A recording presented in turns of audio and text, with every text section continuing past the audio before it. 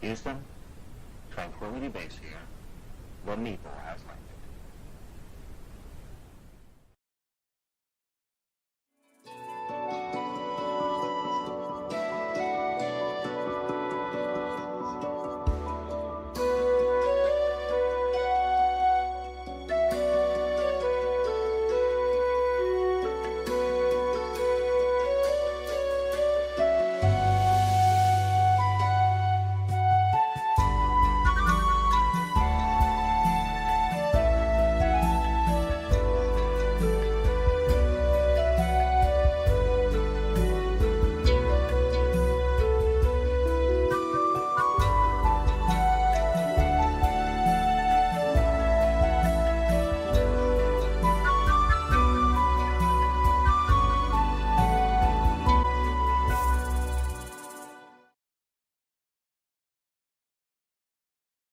Good evening, everyone, and welcome to the Vitruvian Meeple's production of Echoes of the Undying. I am your host, Trevor, the Vitruvian Meeple, here with Matt, Julie, Ray, Patrick, and ECAT. The whole band's back together.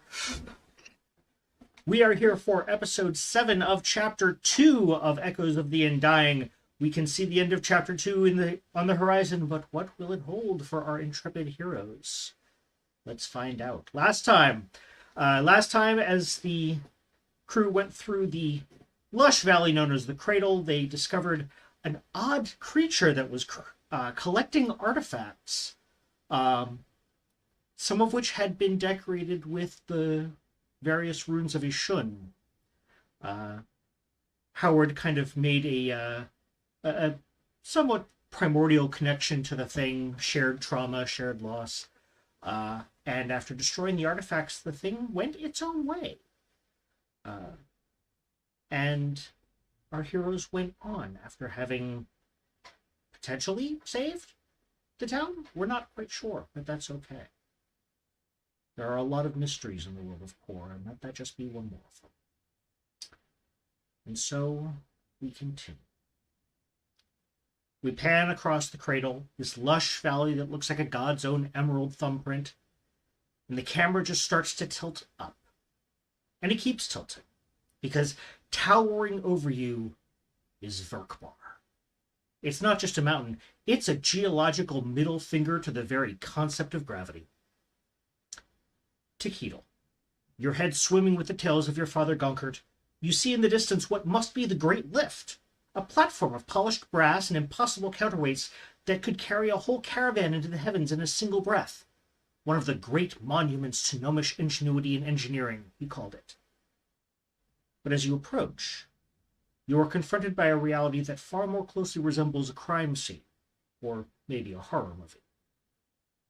The track is grown over with black, oily vines that have infiltrated the gears themselves, like the physical manifestation of a secret that stayed buried too long.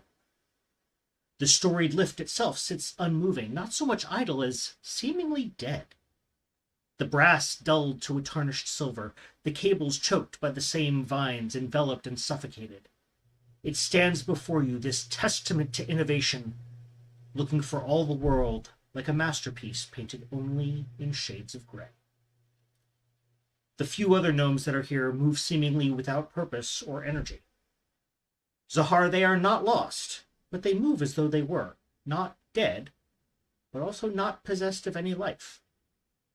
If they notice you, they make no indication. Their gazes simply slide off of you, leaving an oil slick across your soul like it came from those vines. Tikheedle, as you survey the situation, you look to the left at a skeleton staircase of rusted copper and wet pine bolted to the mountain's ribs. The Iron Path, the so-called Grand Stair of the Artisans. It's narrow, it's slick, and the entire treacherous ascent offers a thousands-of-foot drop to a very messy character sheet revision. But it may be your only path. What do you do?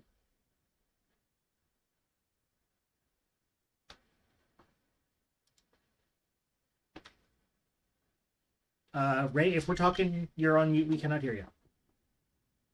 That's really weird. There you go. Okay.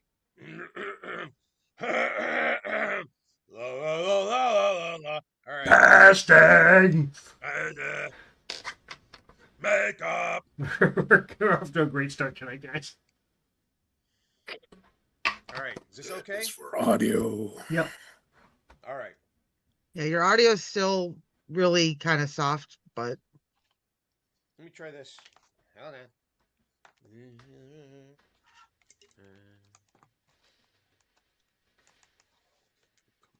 Bastard.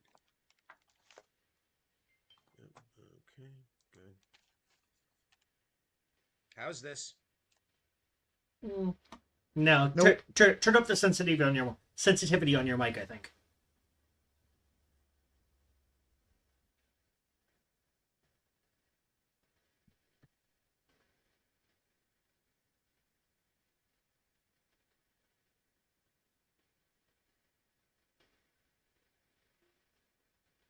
Uh, A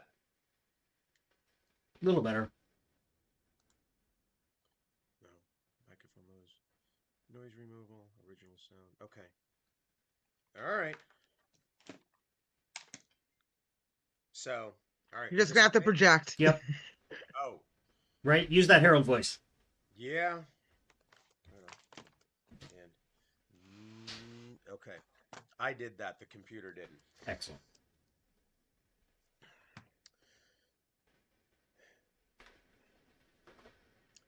Takedo is caught between states of nervous anticipation and eagerness and a bit of shock and trepidation and a very deeply rooted concern. He has only heard stories, and by all accounts, seeing the machinery and the grandeur and the gestalt of that which is Verkbaar by all means should have eclipsed what he's heard in stories and seen in illustrations. His urge to run to the gears, to the lift, to inspect its craftsmanship is muted like my voice.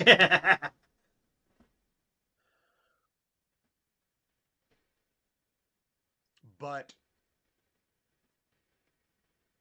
he has moved forward. Not of joy, not of excitement, but now he realizes it's of duty. The party sees him darting left, right, up, down, just they could see his eyes. It would be a whirlwind of movement, just a waterfall of thoughts, of contemplations, of considerations. His feet glued to the ground, though. And after seeing and hearing this big yet little sigh, he moves forward towards the steps, takes 2 steps forward, turns, faces the party.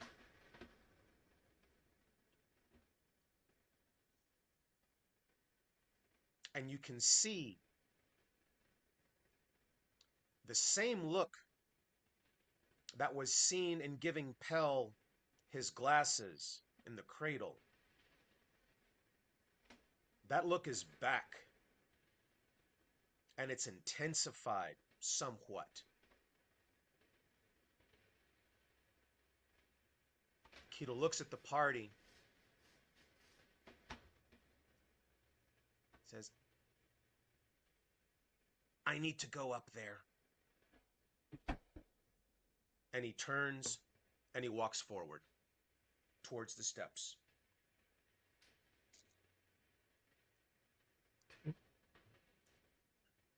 What do the rest of you do?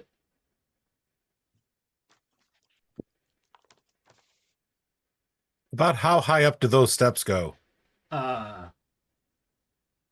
That's a very, very good question.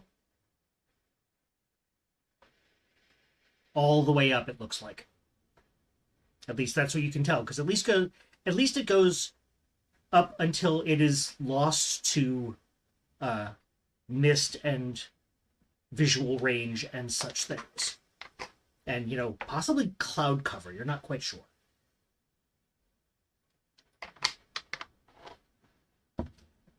I look at the elevator, I look at the stairs. I try to do a calculation in my head as to how long it would take Tick to fix it versus how long it'll take us to climb the stairs.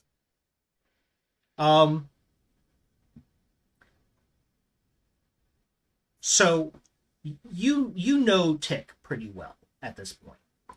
And I think you know that fixing it is always his first solution to any problem, for whatever definition of fix may be appropriate. So the fact, I think you can surmise that the fact that Tick has pretty much immediately said, nope, we're going up the hard way, should tell you the answer to that question, I would think. And the part that's broken is probably at the top. Oh, the whole thing is, it's this is infested. This is completely tangled up in these vines that almost look Lovecraftian. I bet Fina could fix that. I say as I mount onto the stairs behind him. Yeah, well, fire does fix most things It does. by certain values of fix. And if your problem's a bunch of tangling vines, they don't like fire a whole lot. Might take a while, but Yeah. Fortunately, unlike a lot of the people in the party, I'm not carrying a whole bunch of heavy ass stuff. I look at Zahar, she's like, "Whoa, damn." Well, I honestly really that much. Yeah, it says yes. The only heavy-ish thing that Zahar's really carrying is the sword. Yeah. And her armor too. My arm has been made. Yeah. Yeah. It does not have a weight negativity on it. Yeah. Excellent. I spent good money on that armor. Mm-hmm. So, as you set foot on the first metal grate of the Iron Path, Takedo, you can feel, and the rest of you do not, just a bit of a strange pulse of energy moving up the staircase towards the city proper. And as you take a few more steps, it starts to resolve itself into a pattern. Takedo, I would like you please to make an intellect check. The base difficulty is 2, but much like many things, the higher you roll, the better your result will be.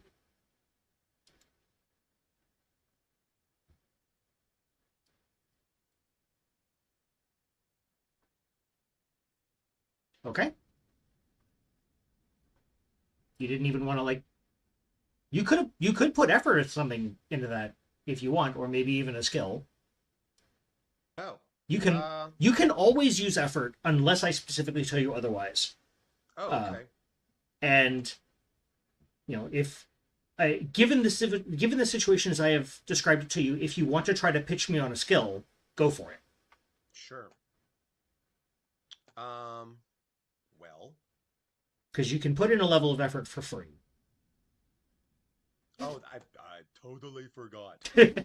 I should write that down in my little booklet given to me by my friend. And I'll do that later. Okay. Pattern. It's not like that. No. Nope. Urban. No.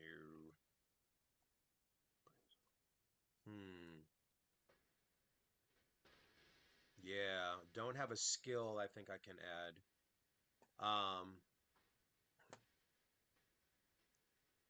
So click the die on the dialogue and oh, oops. Nope. Don't do that. Let's do that again. Effort. 1. Okay. And no. All right. This time for sure. Sure. Ah, there we go. Okay. So difficulty was 1, which means you passed it by 2. All right. You recognize kind of the base of this pattern after a while. You had to dig around in your memory to find it because it's only something that you remember your father talking about. He called it, what did he call it? He called it the universal rhythmic harmonic constant of Urtek.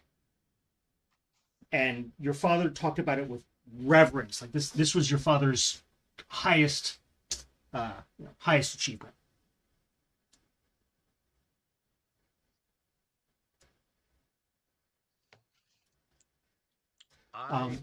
Okay, go ahead. But it's been inverted. Your grandfather's math was meant to build and balance. Here it's been turned into almost a massive industrial vacuum.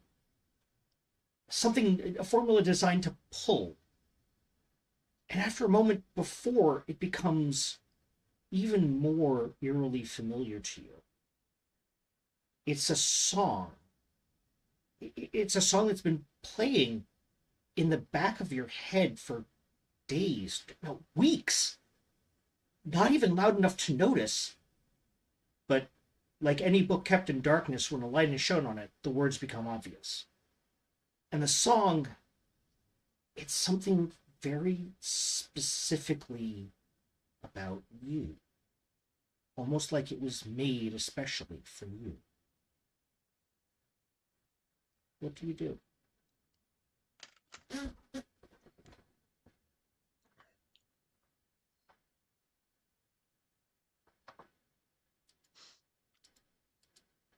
The pulsing, the pattern, intrigued, tick.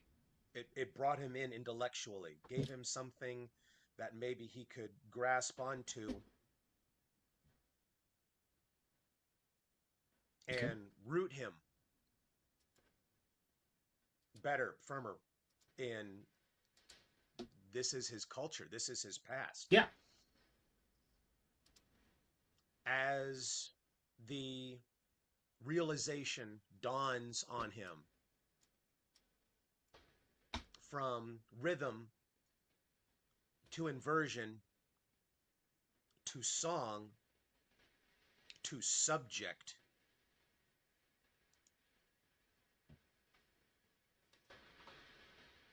it's like another floor opened up in his realization. Something else dropped in his spirit, in his soul. And he's not sure what to do because he doesn't understand why yet. Okay. And that is what is bugging him. Something fierce right now is that none of this he can understand why. It's not even the how right now. And he wants to get to some kind of how to help him work out the why. Okay. The party just sees him stop, slowly step forward, stop again.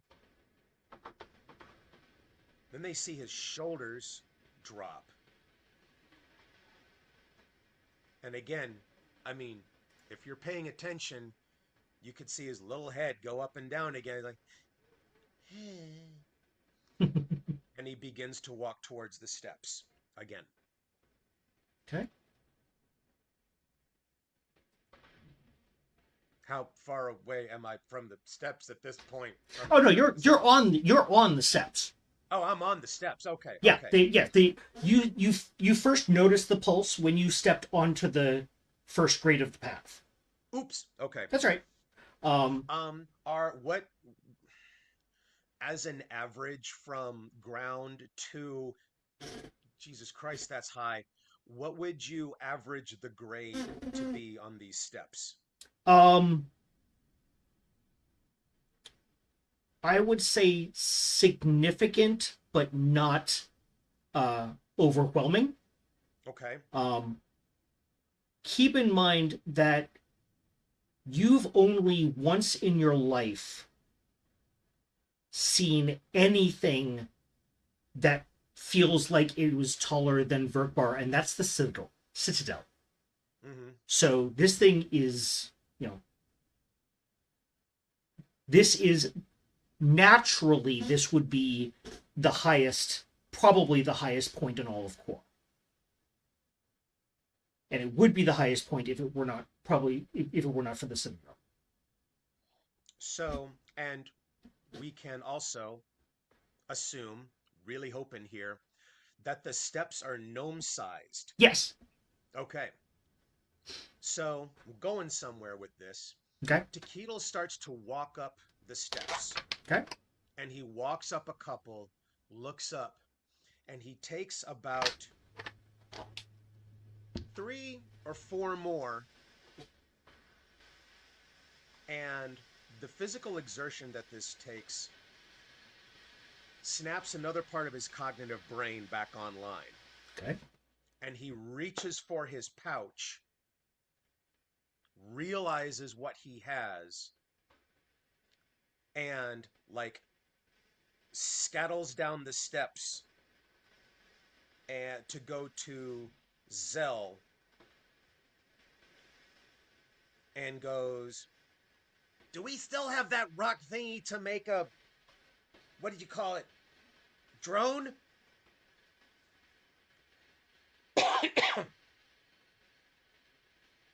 You know, that thing that we used to see what was going on in the forest. Oh, yeah, we should still have that. Yeah, that's your ornithopter. Now, is that all? I didn't. There wasn't anything else. It Yeah, was you had just the ornithopter and the... The little scan bot. Yeah. Okay, it was the scan bot. Yeah, and basically the 20 that you rolled on that basically tinkering roll is why you basically now have a remote control thing. It is no longer a cipher, it's an artifact. Oh, dude. Okay. Essentially. And so when he asked that, I reach over his head into his backpack, pull it out, hand it to him. Oh, you mean this gate key again? Right. Okay. So now he scurries to the steps. Okay. And he holds his scan bot and sends the ornithopter up. Okay. Along the side of the steps. Just to see what all is up there. So let me find out what is the range on scan.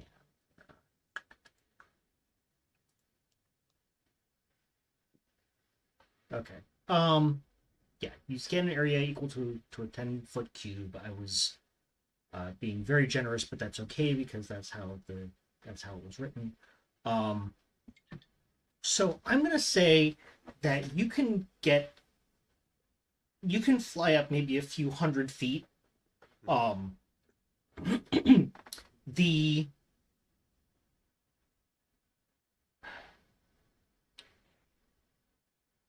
The path does not, it doesn't end that way too. Yeah, it goes way past the point where you still can interface with the scan bot. And I mean the only thing that you've seen is that it just keeps going. So no distinguishing features, no tourist ledges. Not that you can see, no. Okay. I mean there are some places where the material is a little more or less worn than others. There are times when it's more like wooden steps with a little bit of a metal frame versus like metal grates. this is I think you're starting to put together now that the reason why it was called the Grand Stair of the Artisans is because like everyone did their own little piece, and just like good gnomes, no one talked about it first. So everyone had their own little section, and their own little section works great. And then it just, the between them is just jarring. It is a It's a patchwork miracle quilt that of they a line up staircase. at all. Pretty much, yeah. Yeah, gotcha. So, Tequila brings the ornithopter down, Okay. looks at it, looks at the steps, and again, sets the ornithopter back in his bag and begins his ascent Okay. again. Do the rest of you follow? Yep. Yep.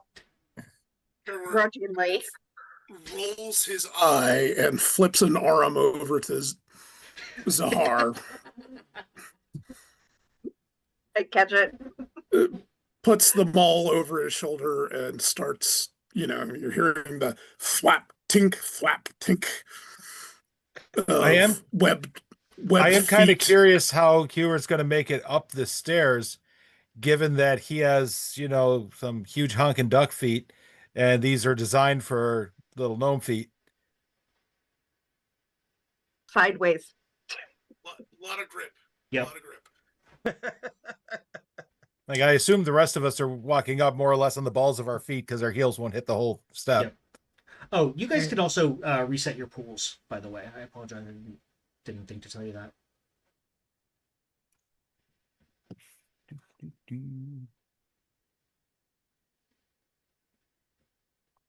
Yeah, get my point back. Thank you. Howard gets half of his intellect back. There you go. And in fact, Howard, intrusion. Oh, sure. Okay.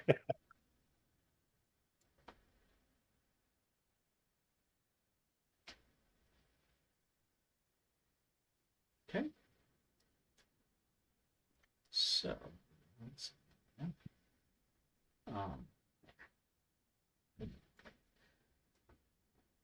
You've been traveling for probably about an hour and a half, between an hour and a half. You can no longer see the ground, which is disturbing in its own right. Because OSHA had no part in this. Railings would be a lovely, lovely thing. Alas, here we are. Yeah, like the Mallards, believe strongly in railings. We put them on boats and, wharves and things like that. And Howard, as you are going, you hear a crack above you. And a massive shelf of ash and basalt breaks loose above the path, cascading down in a roar of stone. You have a split second to act before it reaches the entire party. And with the sheer cliff face to one side and a long drop to the other, there is no place to run. You might well have taken a moment to appreciate the sheer random tactical brilliance of it, but that's a moment you don't have. What do you do? It's like a rock ball, or is it one singular chunk? It starts out as one singular chunk and then kind of breaks up into something more akin to a rock slide as it is nearing you quickly.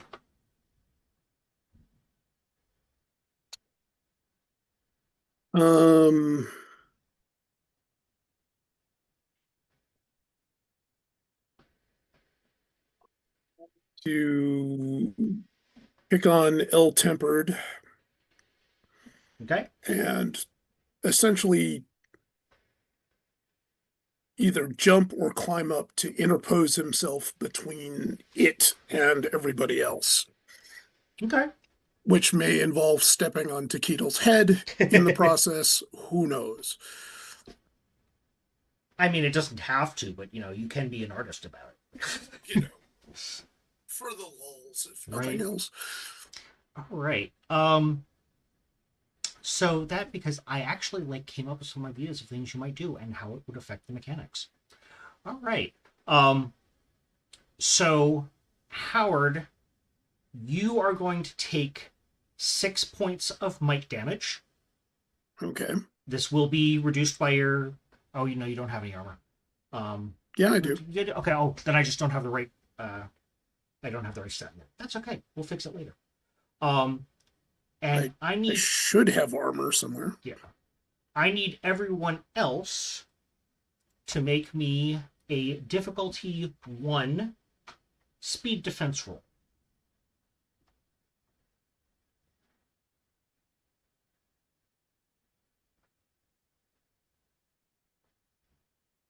No.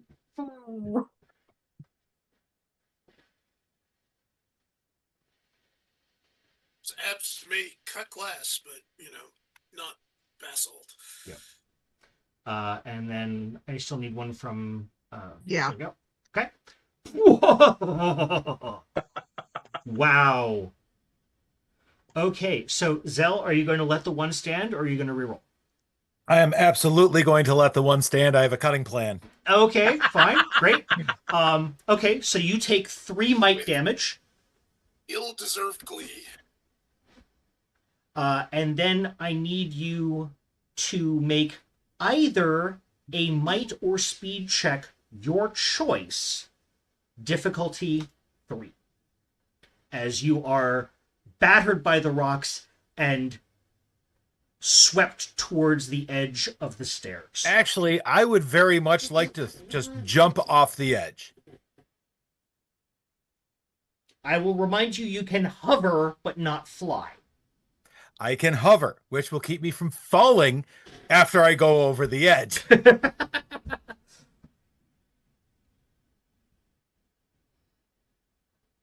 I figure that's way more dramatic. Okay, sure. So it's just the start getting hit with rocks. I'm like, Yeah. oh, I'm just gonna leap off the edge here. Well, so here's the thing. The technical definition of hover says you hover a few inches off the ground. But if I concentrate, I travel a short distance every round. That's true, yeah. So I should continue and then be able to rise up with my hover That's for fair. 10 Yeah, minutes. that's fair. Yeah. For what that's worth. Yep. Okay. Fair enough. Fair. Okay. Yeah. So the rest of you, Howard, you basically you get up against the cliff face. You scream, "Everyone get down!" You get buffeted by rocks. Serafina, Tick, and Zahar all get out of the way. Zell, who is a little slower on the draw for this one, looks up and says, "What'd you say?" As he is battered by rocks and goes over the edge. Zahar, Taquito, Serafina, and Howard, what do you do? I just kind of look over. Okay. I would leave it to Fina because she can actually fly. She can also hover. I can hover, not fly.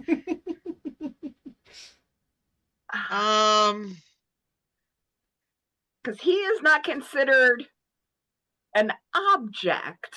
He is a person. Correct. So I can't just fetch him.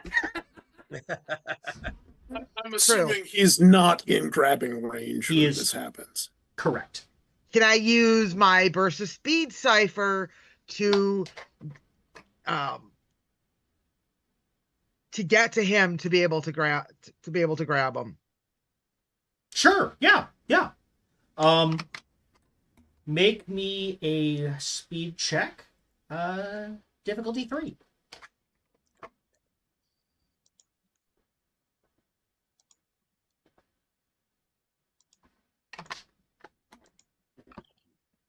Nice. There we go. Right on target.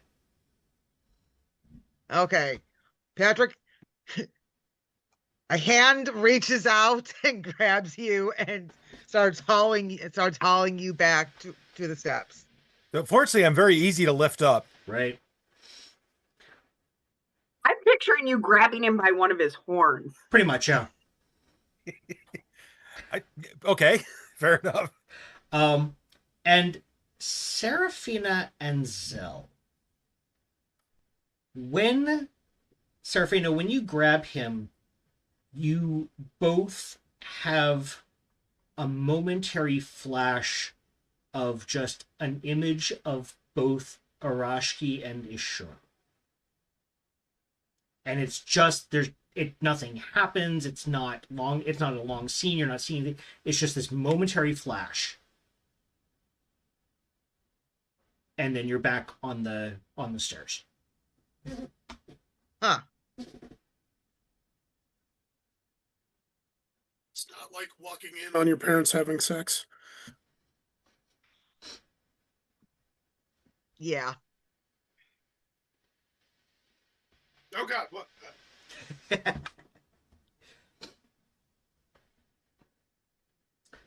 Right. So you continue to climb. And you've been going again for about another hour and a half or so. You're starting to get a little tired. It's getting chillier as you go up in altitude. And Zahar, intrusion. Sure.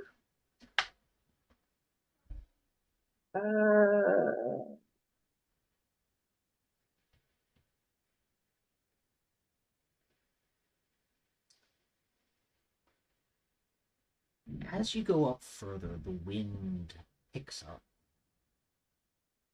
And it whistles through the basalt with the voices of those trapped in Yishun's grasp.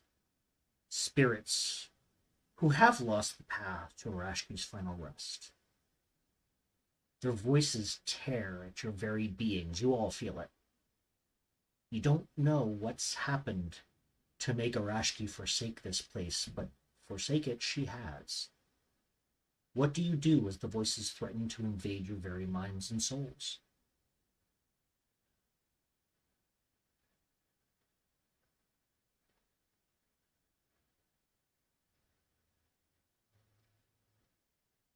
I cast Blessings of the God, Protection, Silence Okay. around the group. Okay. I mean, it's only for a minute, but it'll ease it for and how much does that cost?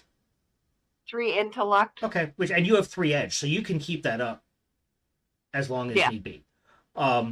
So that being said, because of that, I need everyone in the group, including Zahar, to make me difficulty 2 intellect defense checks.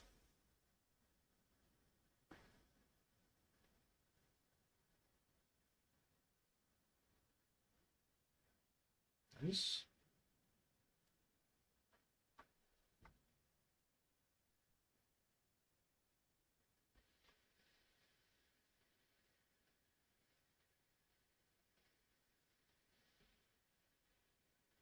Oh, I will definitely take a 19. Mm-hmm. We're waiting on Howard.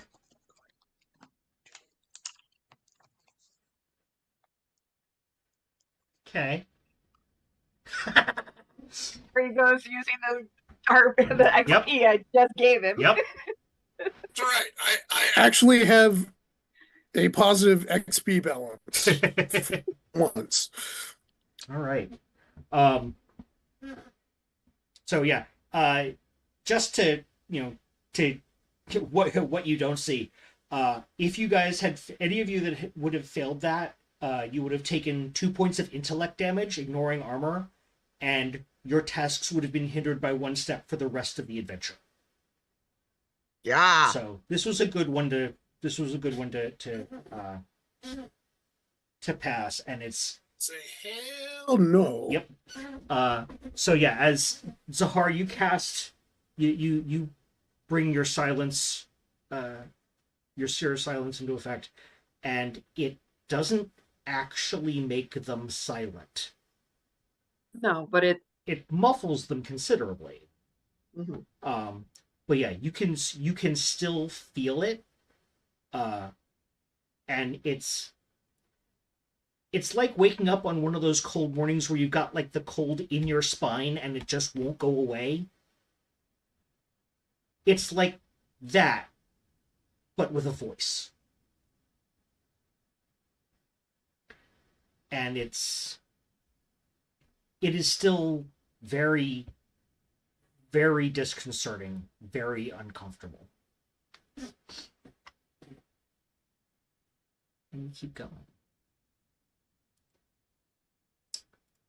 And now, after about another hour or so, Zell. Intrusion. Absolutely.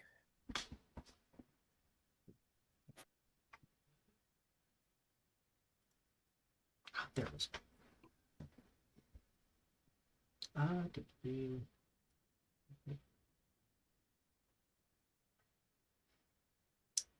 So, Zell, you are a tactician above and beyond anything else.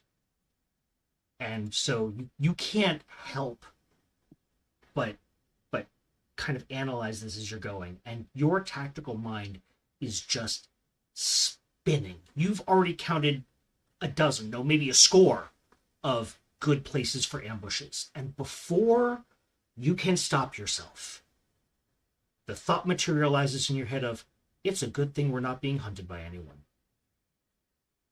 Which means, of course, as if on cue, here they come. You all hear 6 shrieking voices as 6 monsters fly out of the clouds towards you. They have human heads and torsos, but the wings and talons of giant hawks.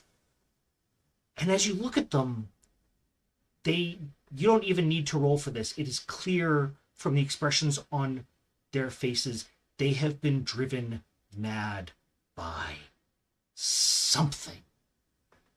And I would like you all, please, to roll initiative. And the difficulty here is 3.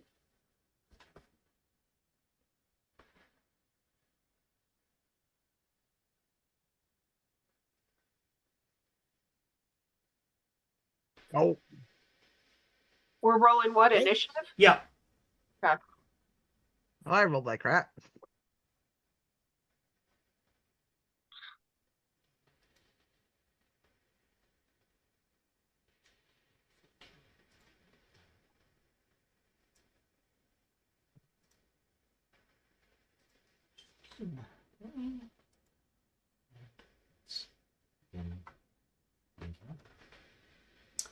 Howard.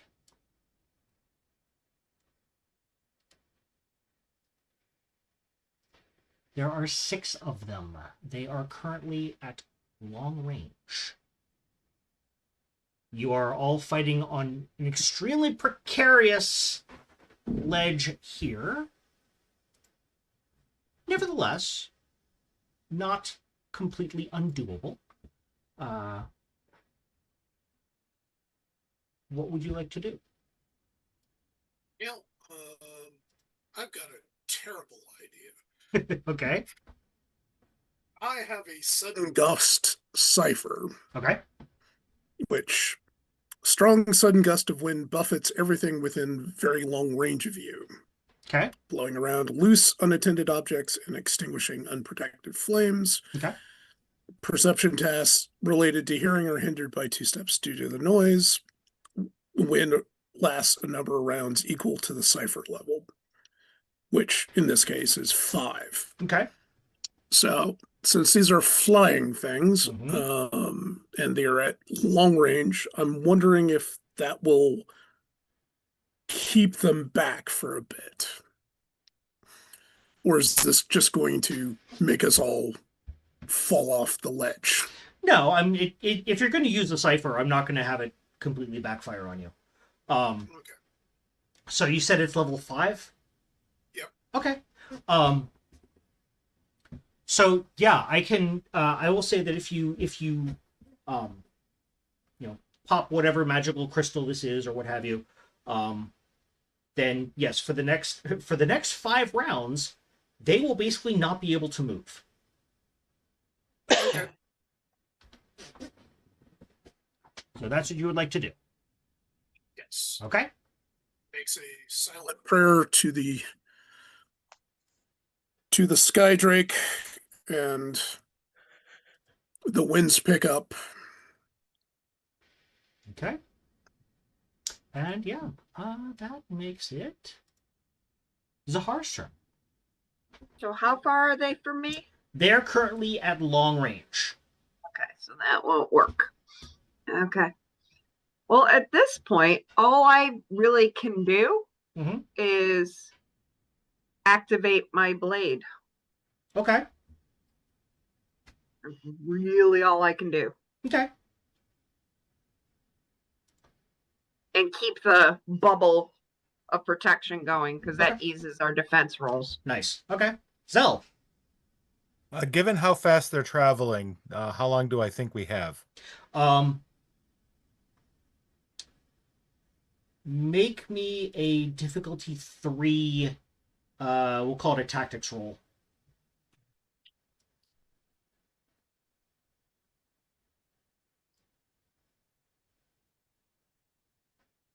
Okay.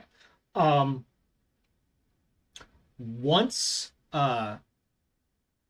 Howard's cipher stops being active, you will probably have they will fly a short distance every round. Okay, so about 2 rounds to reach us from long range. Yep. Once the cipher stops. All right. So we have about 7 rounds to play. Yep. Excellent. So in that case, I'm going to also pop a cipher. Okay. I'm going to use Enduring Shield Nice. to give myself an asset on speed defense, because I have a feeling I may be needing it very soon. Okay. Which button do I hit to actually use it, Anthony? Hey, just don't worry about it. All right. Yeah, just remember that you have an asset on speed defense rolls. And how long does that last? That lasts all day. Holy shit. Okay. Well then, there you go. The Harpies spend their first turn trying to move towards you and failing. Seraphina. I am derp. I am turning on Shroud of Flame. Okay. Right. Is that an action or an enabler? I think that may be an action.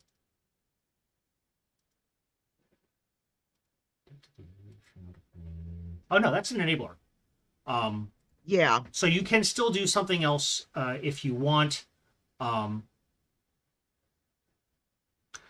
will remind you that you can spend an extra intellect point to basically increase the range of an intellect-based ability, like, say, your Onslaught. Okay then.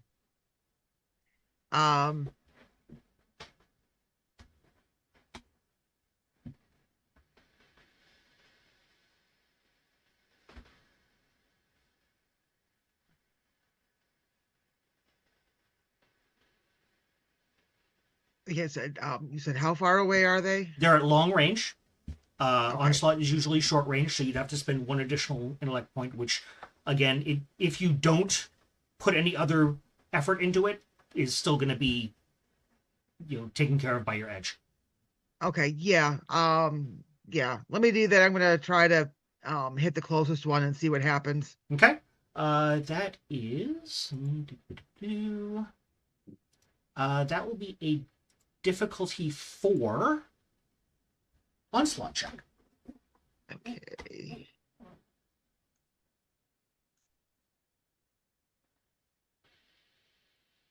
Change it up to Oh, and are you doing mental or physical?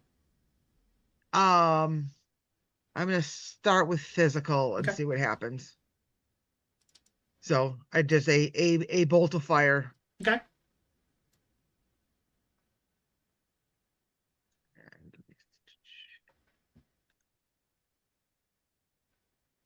There we go. Oop.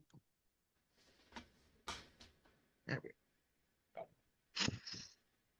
Well Oh, then. would you like to try that again? Yes, I'm gonna try that again. Okay.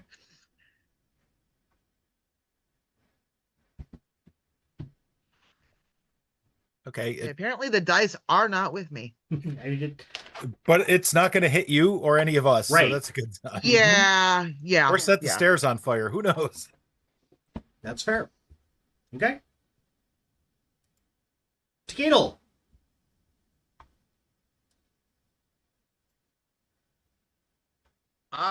Tequila assesses the situation, realize there is both diddly and squat he can do in this position. But he, sensing the theme of this stage of the adventure, he is going to pop his enduring shield cipher, which is for the next day the user has an asset to speed defense rolls. Excellent. Okay. All right. So just note that. And we are back up to the top of the order. Howard.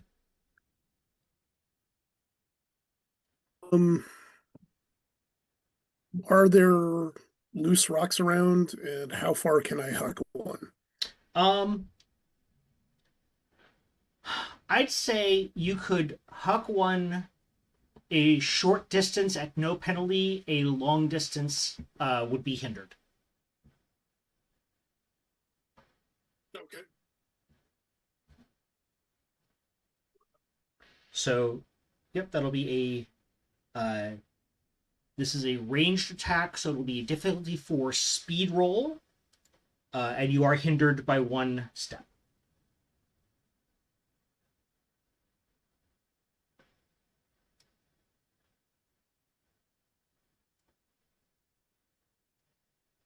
Oof.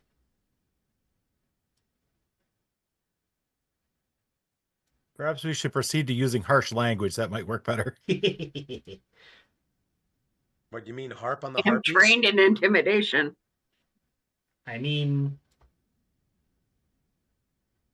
not wrong.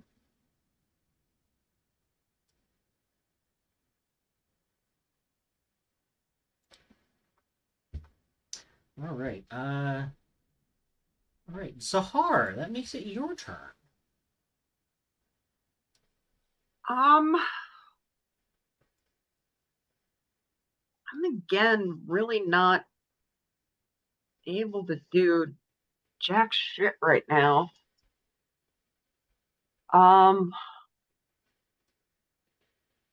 I use perception or something like that to just like try and get a beat on what anything I can pick up about these harpies? Sure. Or something like that, just to try and get a clue? Yeah. Go ahead and make me a difficulty 3 perception check.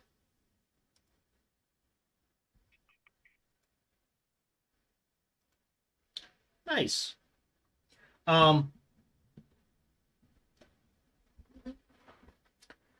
So you... It's kind of difficult to ascertain because right now they're just fighting against the wind. Right. But they don't... Like I said, the expression on their face is one of madness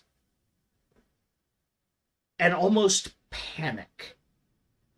It's not that, they're not looking at you as a tasty meal. They're not looking at you as, kill all humans or anything like that. If you had to guess, you think there's possibly a chance that they might be protecting something?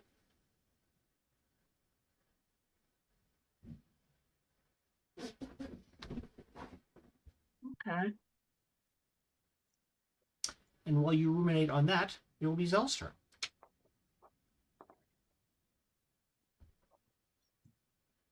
Now that gives me an idea, unfortunately. Okay.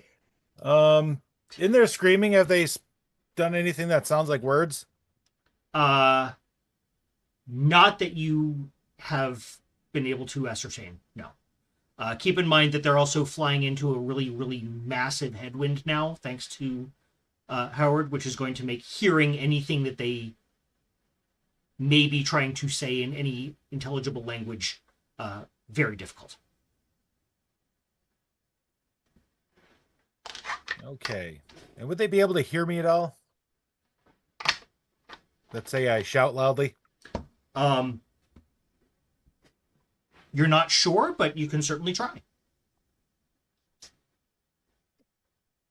Let's see. Or I could... Nah, let's give this a whirl first. Time's ticking. Okay, yeah. So I'm going to give them a good shout out to politely ask them, what the fuck? We're only trying to walk up to the top and we want nothing to do with whatever you people are up to. Okay. Right, we come in peace. All right. We're going to make this a persuasion roll. It would normally be a 3, but I'm going to say you're hindered by 2 steps. So this is a difficulty 5. Okay, let's see.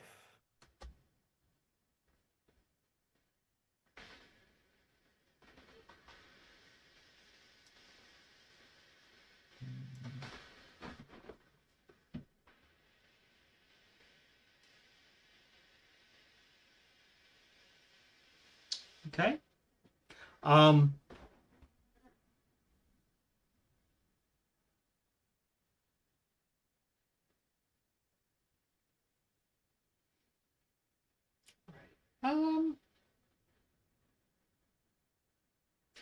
Make me a perception check, difficulty 3. In fact, anyone who wants to can make me this check. Perception? Yep.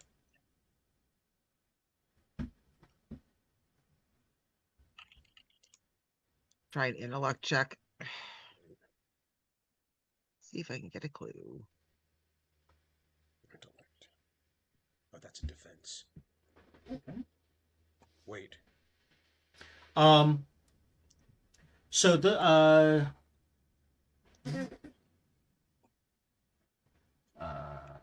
Howard did not make it. Everyone else did. Okay. Those of you who made it, you can see they're not convinced, but they're confused. You're not sure if they understood you or not, but you have whatever you said and whatever they understood of what you said has at least given them pause. And round 2, they're going to spend the round, instead of flying, they're going to spend the round going, what the fuck? So you basically bought yourself an extra round. Bina.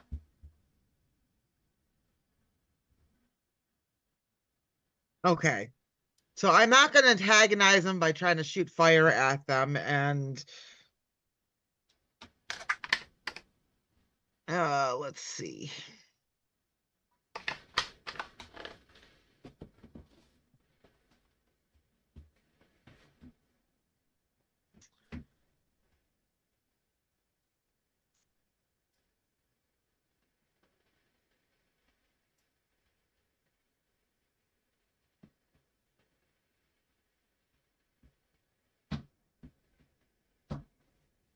Okay. Linguist is probably not going to help. Can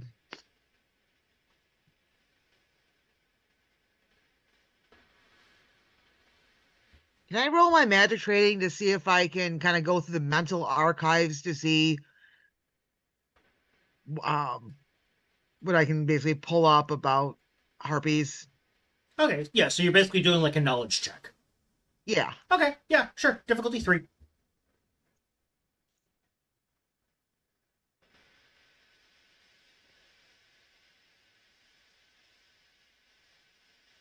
Yeah. Okay. I will take that. Wow, okay. So why did you not? Okay, so that you should charge yourself 2 intellect points for that, because apparently Oh. For some reason we don't have it keyed to intellect. So yeah. I'll do that. So harpies are, you can tell that these are not acting like normal harpies. Harpies are usually predators, and they're usually relatively methodical pack predators. And that's not what's going on here. And again, you kind of look at them and you can see that absolute ember of madness behind their eyes. Something is done fucking with them. So like they're working in concert, but it's not the usual planned pack. Yeah, and they're not. I mean, even from here, you can see they're not attacking like predators would attack. They're attacking like crazy animals. And I relay all of this to the rest of the party. And they're usually, I mean, they have human level intelligence, more or less. So this is absolutely very counter to what you would expect from Taquito.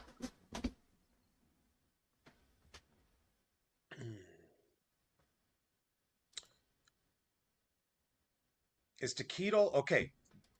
First question. Hmm?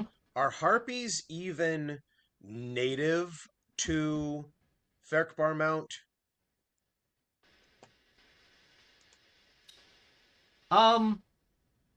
Like, would there have been gnomish lore that involved defending against, guarding, warding out harpies? I'm gonna say that even if there was, that's not the kind of stories that your father would have told you. Right. So it's almost like this is an imported adversary. Well, it's more that you don't know.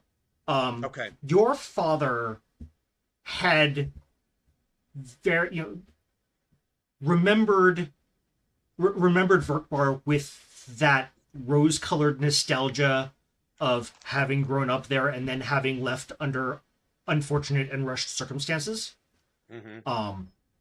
So everything that he told you about Verkbaar made it sound like this paradise where nothing was ever wrong and nothing bad ever happened, and because they were too young to realize everything that went on, and all they could spend all day just making stuff and learning cool shit.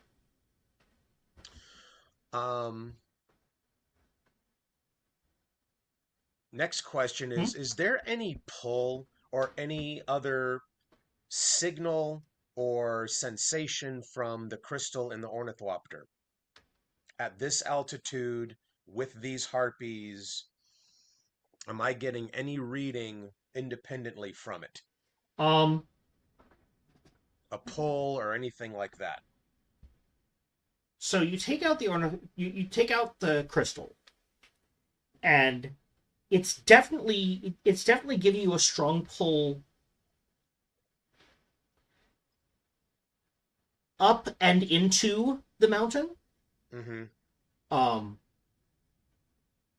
You can't tell if that's just because it's to get from here to the top, the quickest way would be to go, of course, through the side of the mountain. But yeah, it's you're not registering any effect from the harpies or anything. Okay.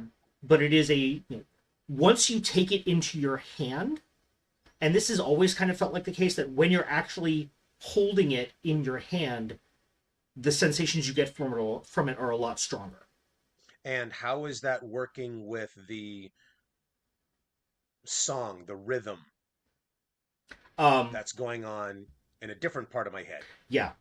It is, they are definitely in sync. You can feel like the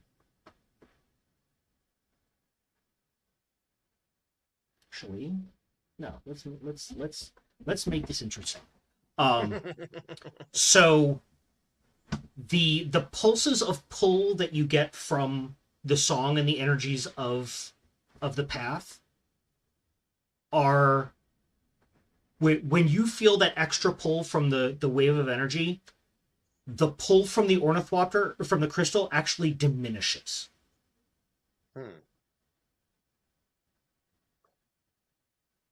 So make me, I don't know, some kind of check that I'm sure you can get down to 0 without actually spending any pull points. So I'll just give it to you. The crystal is acting counter to the pull of the song. You don't know why. You've never been able to sense any kind of intellect or anything at work in the crystal. But whatever is going on here, the crystal feels like it is attempting to resist that song. But it is, you can tell a difference in it. So granting the premise for the moment that the crystal is aware, it is aware of that pull of energy. I see. Okay. And that it is a stimulus that is being directly responded to. Yes. Let you sit for that. As we go to the top of round 3, Howard. Okay. Can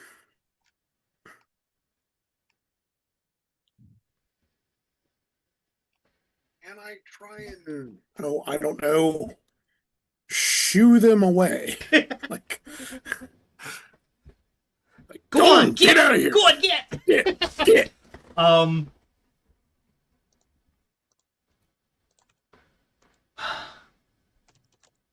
I mean, you can try. I can tell you right now that between the wind, their madness, the fact that you've already chucked a rock at one of them, and whatever it is they're trying to get at here, the difficulty is going to be 8. And keep in mind that a 20 is not an automatic success. Yes, no, I realize that. All right, so Hereward spends his turn making ineffectual shooing motions. All right. Bird to bird. Bird to bird. Yeah. Yeah, there's this regenerative agricultural guy from Virginia that has been posting about the chicken farm he does, and like he's constantly like eating chickens. He hasn't clipped their wing. Beige dude. Yes. Yeah, Yes. I love him. He's hilarious. So Eating just like, chickens. he'll be walking around the farm talking about stuff, and there'll be a chicken like trying to get into something, and he'll be like, not supposed to be here. Grab it and just eat it. Yep, And it's like I love him. flies away. Yep. Yeah. I'm gonna need a link to that Yeah. Oh, later. He's on Later. TikTok. But anyway. yes. Anyway. Zahar, it is your turn. Yes. Having picked up that they might be protecting something, I start scanning the area, like up, down, around, looking for potentially a harpy nest or something of that nature, like to see if they're protecting young. Okay. A stairwell would be a great place to build a nest, It would. especially if you have a landing Well- somewhere. I've played that video game. Leroy Jenkins. Harpy. All right, so we're gonna call this perception, investigation, whatever other stuff you have that might apply to this. Perception and survival skills. Those are my two. Yeah, I'll take perception. Difficulty 3. Okay.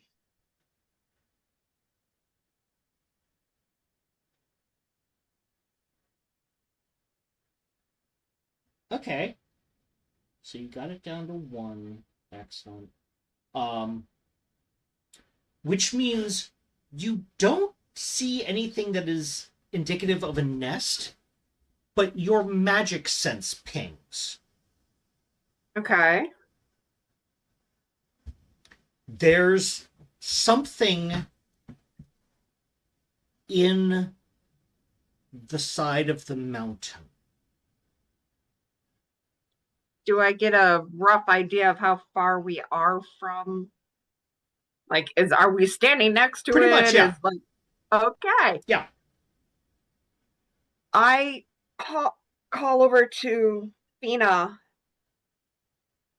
Can you magic scan your, and I'm kind of like the mountainside.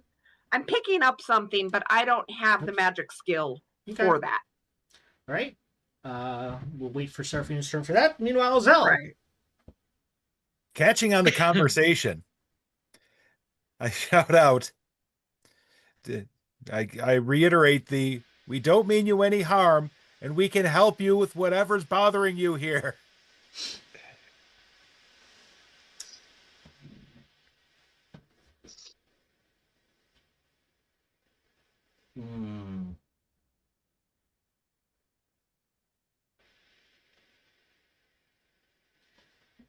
Now, you know what, let's cut to the bottom of the page here.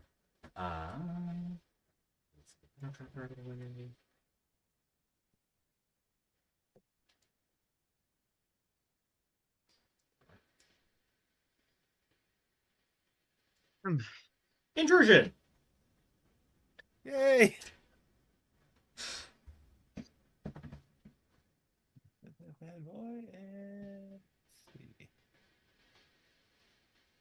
Okay.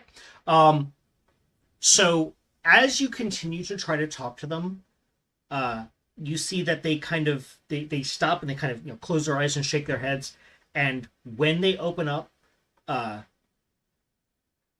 it's the madness is even more prevalent. You are relatively sure that you're not going to get anywhere else with them.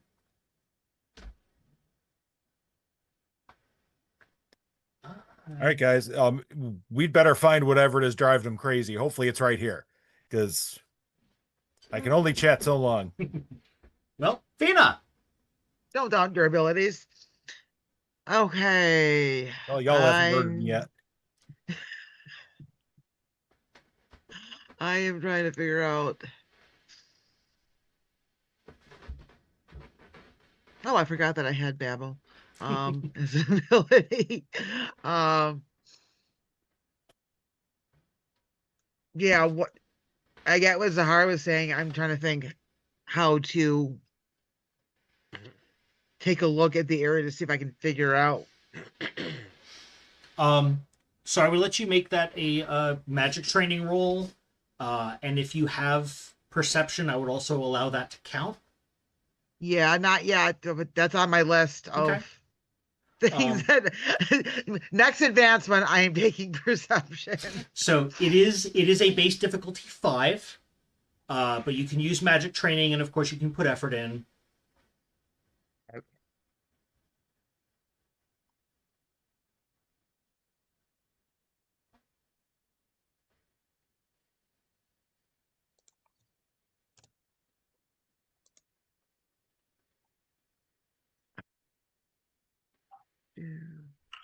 Nice.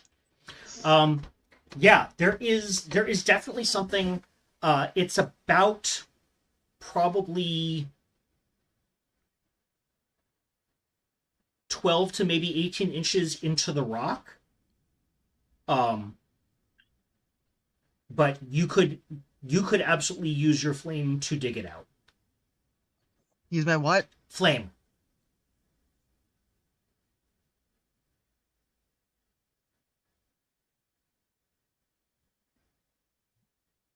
Yeah.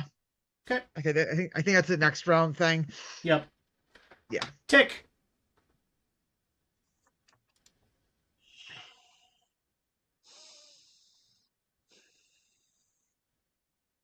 So everyone is close enough that everyone is aware of what the other pieces are all doing. Okay.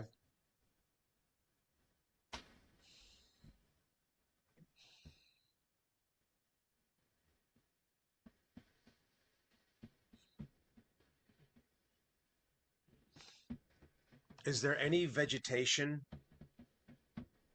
vines, plants along the rock side? There's a little bit of moss and lichen type things. Not really anything that you consider like significant vegetation. It's also gotten significantly colder because well, you've been walking up a mountain for about 3 hours. Yeah. Somebody helpfully turn the fan on. Heated seats, heated seats.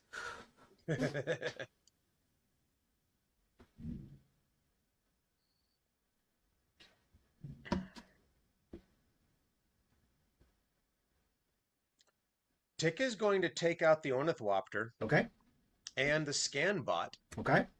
And he's going to send it up a bit, but he's also going to look to see if the harpies notice it, realizing that they are battling a headwind and are kind of focused on that, but just to see if they're either distracted or the movement attracts their attention. So I will say that I'm going to have you make a speed roll in this case, for you to control the ornithopter.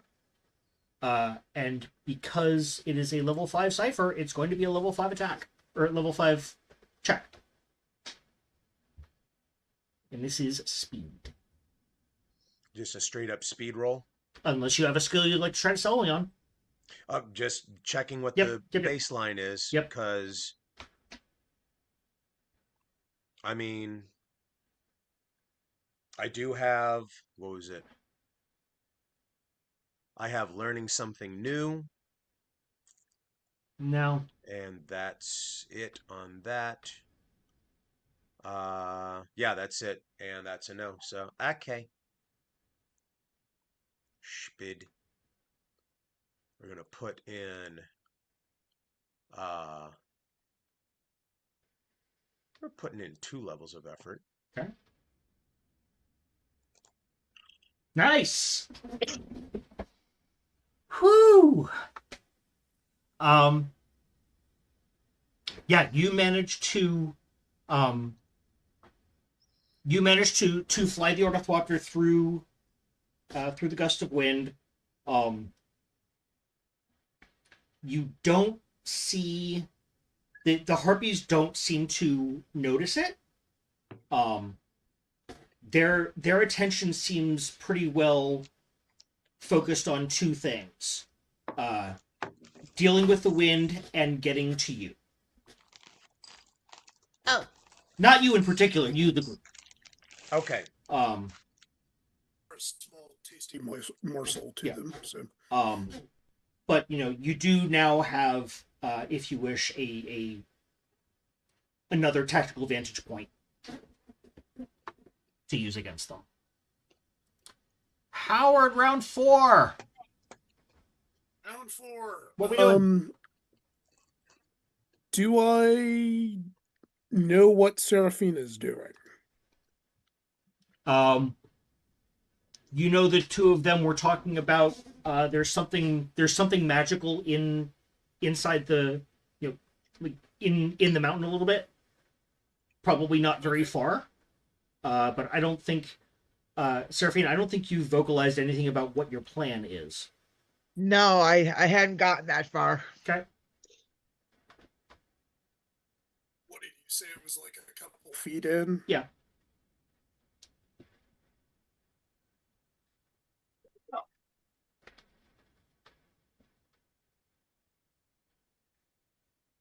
You know, try and make a hole. Okay. Help. Are you going to cease being responsible for your actions first? No. Okay. I think that would be a stunningly bad idea, even for me. Fair.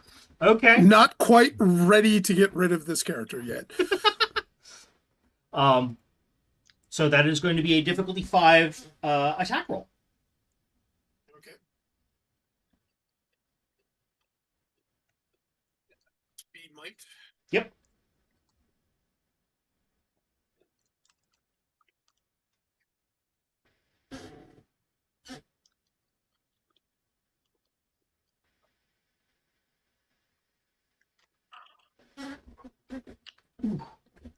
Really? Yep. How did you not take trained with weapons? You can keep trying. I can spell you one. Barbarian I no weapon skill. Yeah. That okay. you're practiced, but you're not. One of the things that you as a warrior can take at second level is trained with weapons. To be trained in one particular kind of weapons. We'll talk about it later. Okay, yeah, there you go.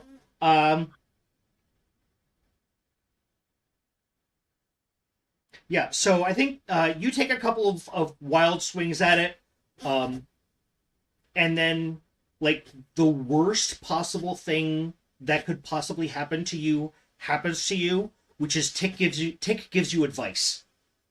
Oh God. And he points out there's no weak spot there,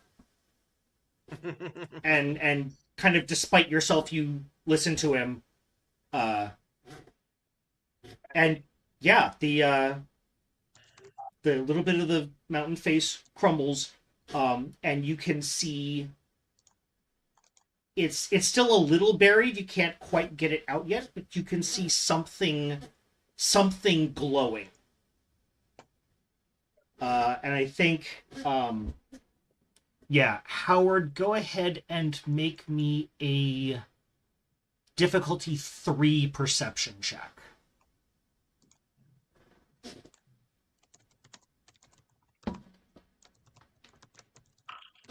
There you go. There we go. Okay. So the radiant color of the magic on this thing,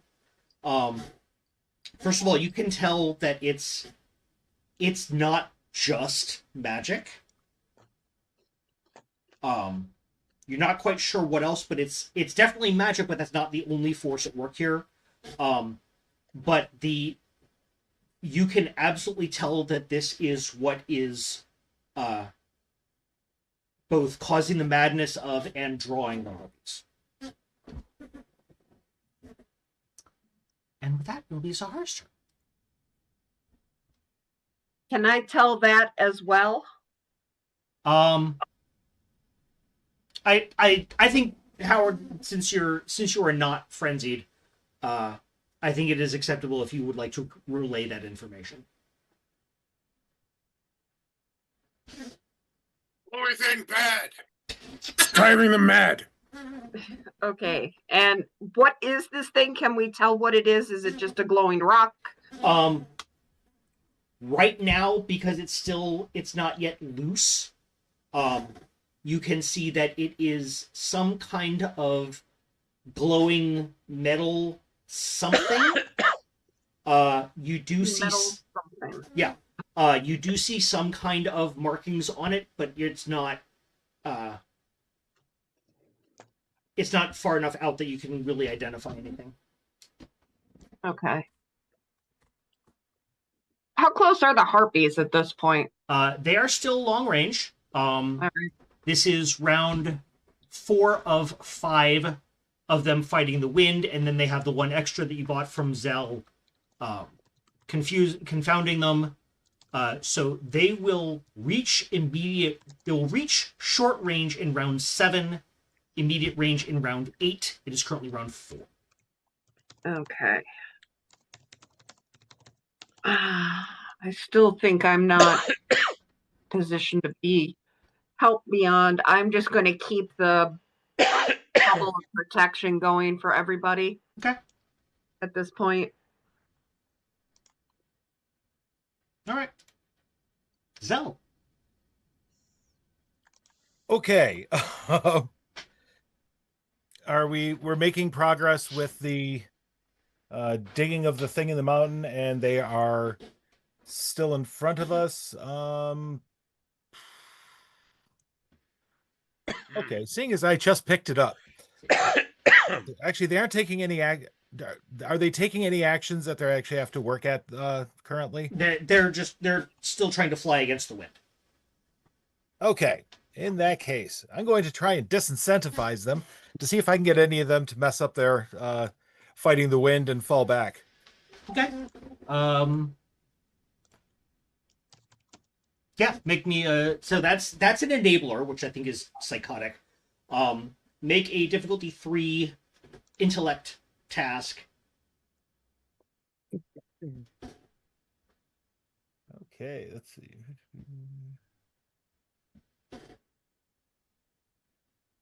There you go. Okay. So you do that, and for your minor effect,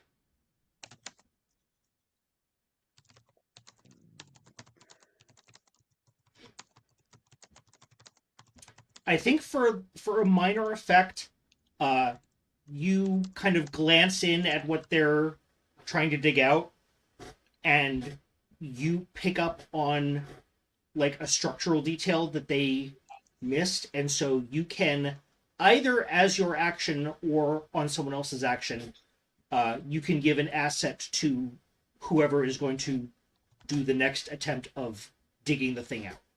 That sounds delightful. Which can be you because, like I said, disincentivize does not take your action. Yeah, but that would mess up his manicure. Nah, he's got a rapier. But such a pretty rapier too, though. Hey, you mess with the fiend, you get the horns.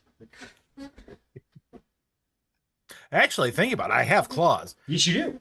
So I'm good. Yeah, I'm just gonna reach over and just like grab the one hunk of rock and pull it out. Okay. So that's going to be a might check, difficulty 5, but you do have an asset from your effect.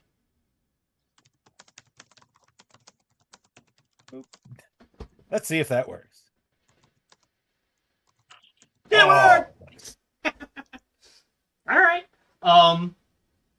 Yeah, Zell, you reach in and, kind of use your claws, kind of like, Catwoman cutting the glass in the display case. And you manage to loosen enough of the dirt and rock around it that you can actually reach in and pull this thing out.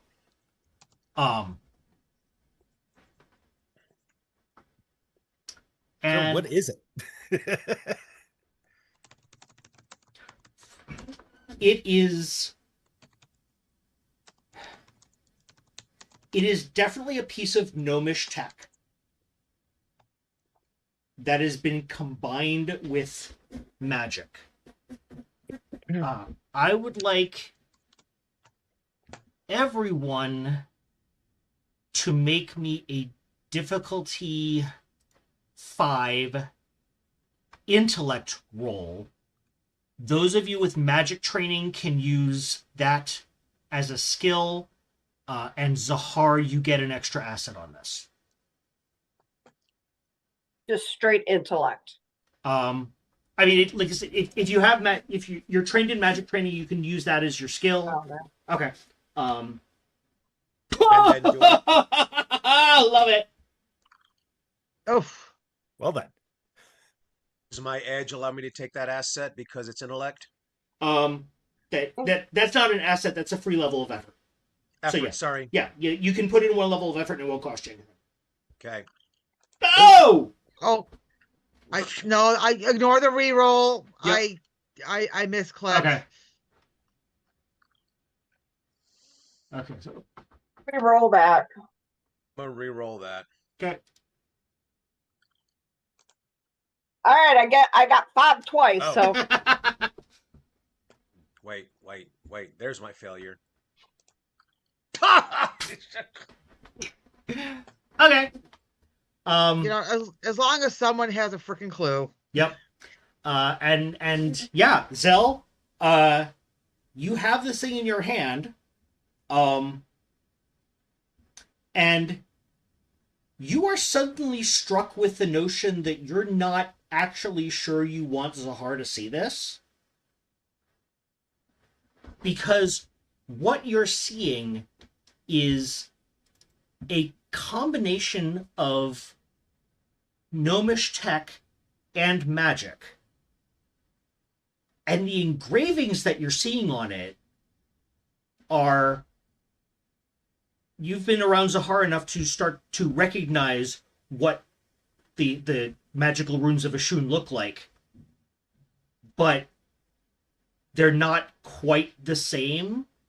They're more squared off. They look less drawn and more drafted. Okay. But we want to turn this thing off, don't we? So I turn to Fina and Takeedle and turn my back to Zahar in the process. Shove it towards them. We need to figure out how to turn this off. It's being run by both magic and gnome tech. Any idea? Fire. Well, conveniently enough, Seraphina, it's your turn. Zell, you might want to put it down on the ground. I put it on the edge of the hole it came out of. She sets it on fire. Because once again, we need to walk on the rest of this. Yep. Yeah. So I'm gonna try blasting it Okay. with magical fire and see what happens. Okay. Yeah, you blast it, it spits sparks.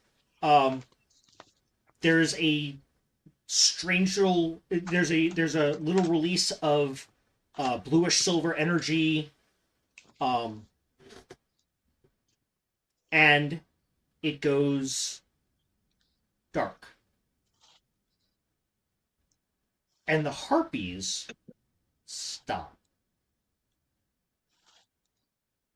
And you can see they're just flying enough to keep themselves aloft. They kind of stop flying against the wind.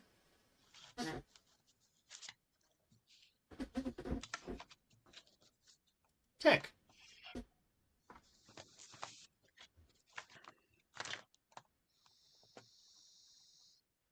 Well, If you think you might glean any info from this, we might want to keep it. Otherwise, we might want to wreck it. I'm not sure.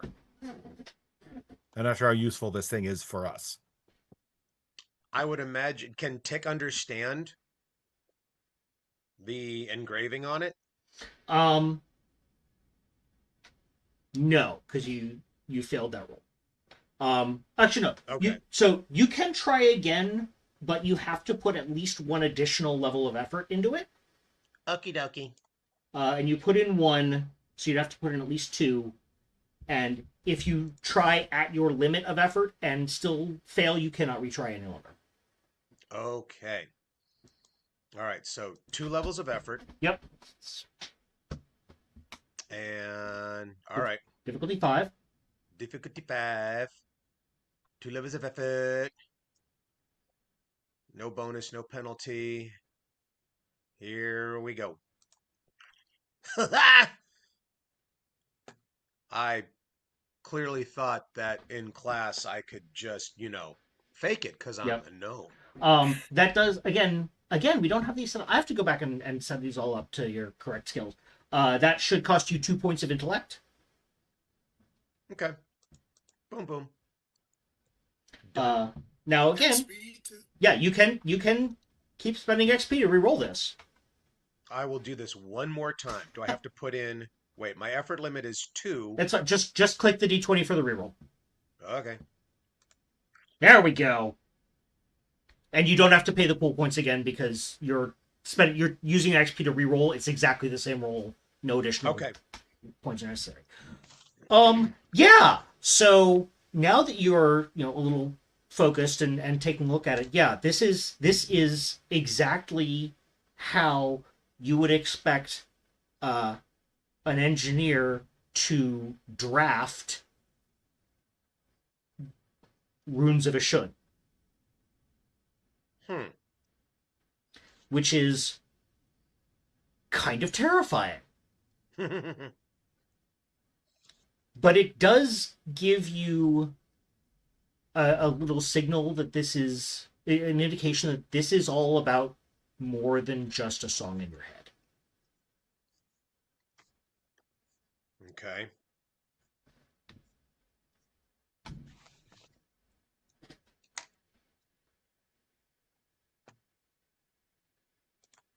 So Tequila looks at it.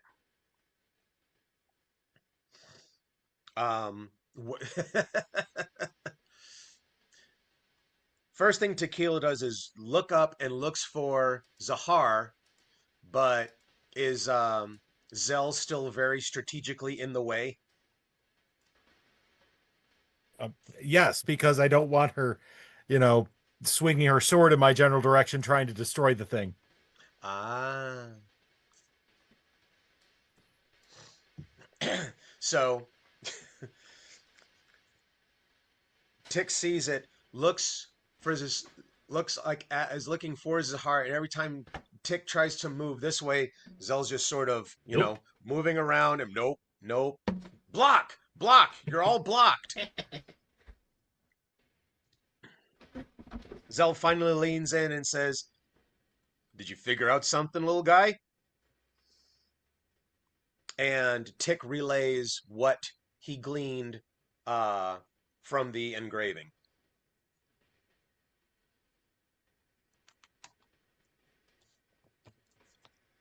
Is there any other use to this thing?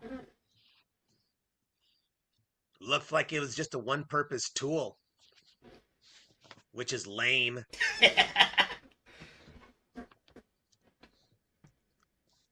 So I turn around to Zahar and say, "Hey, this thing has like all these runes from Ashun on it. What do you think we should do with it?"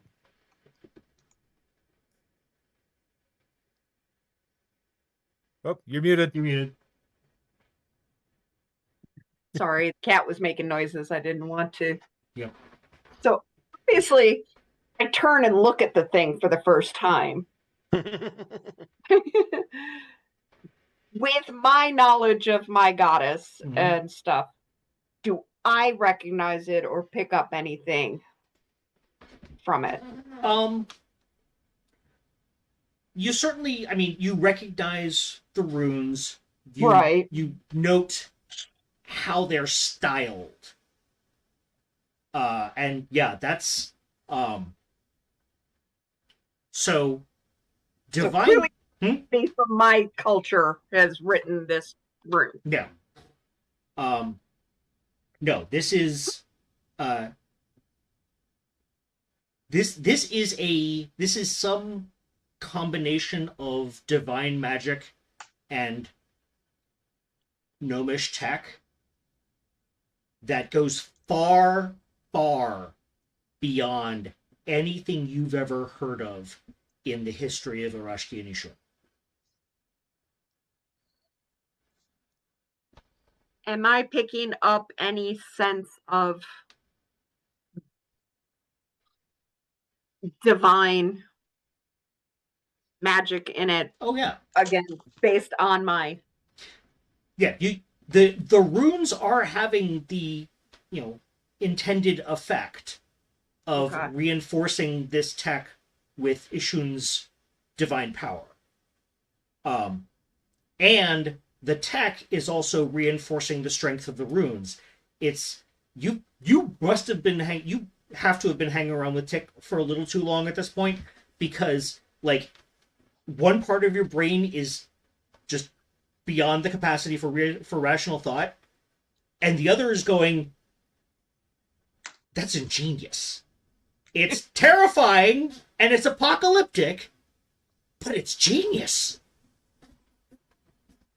Okay.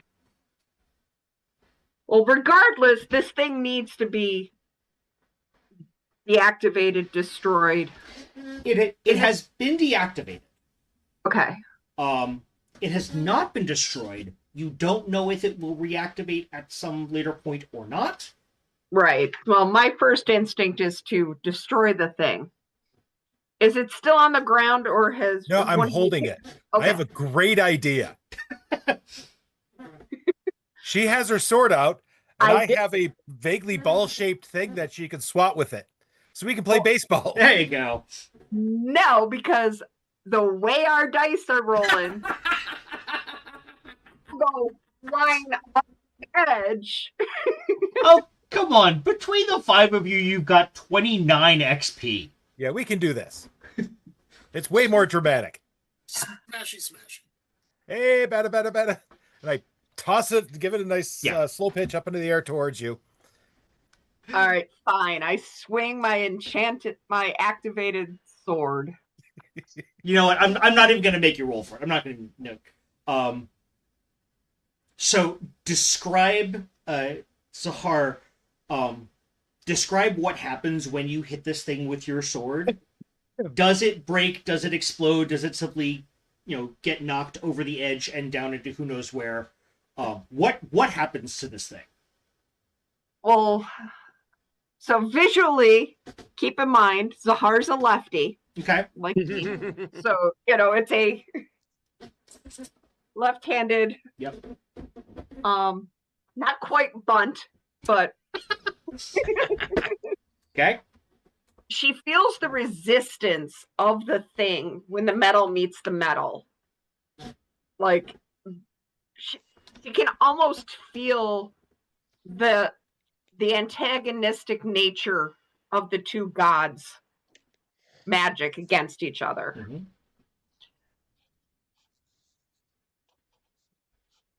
But because the magic of Ishun has been imbued into the tech of another culture, it's not quite as solid, even though it's been fucking with people around. And it does slice not quite in half. Like almost it gets stuck on her sword. Okay. And she just kind of stands there staring at it. Because it's like you go to do a knife with an apple with a knife and it got caught by the core kind of thing. And it's just kind of, and she's now at the, well, fuck. Yep. Here, let me help you with that. Grab. Smash.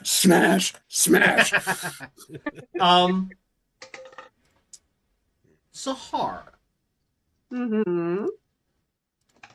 Intrusion. The keyword gives me point. As you slice this thing, and more specifically even as Howard pulls it off of your sword, you sense something. And this may even be more troubling than the existence of this thing in the first place.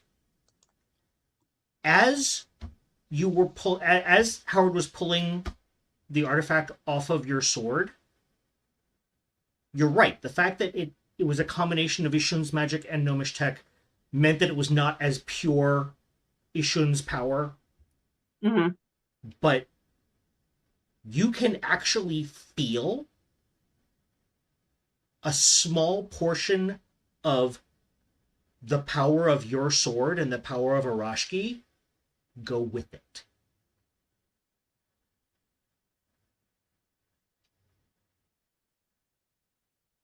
I'm just, I dropped to my knees because I just don't know what's going on. It's not significant. It's not like, you know, it's not a lot. But I feel it, and it's Yeah. just, there's wrongness, and I don't know how to process it. Okay.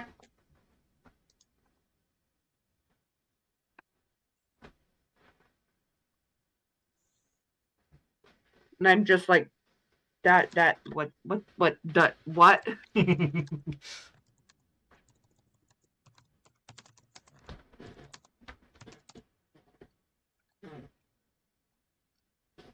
Okay. Does anything else happen before you all continue on?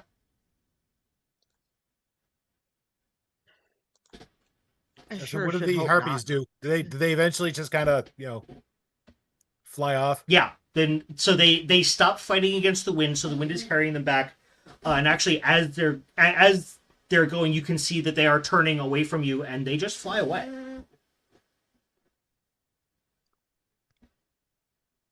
Oh my gosh, Mr. B.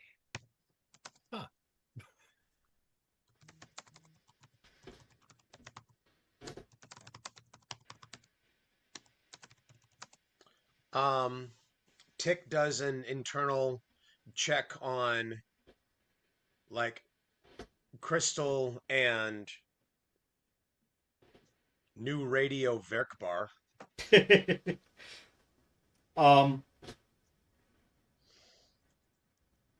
So you're asking basically if anything has changed now that the thing is destroyed and the harpies are gone? Yes. No. Okay. Is there a pull towards what's in the mountain? Is it still like? So the pull was not towards the thing. It was way further up. So you're guessing the pull is towards like what your father described as the high gate. Okay. Of Verkbaar.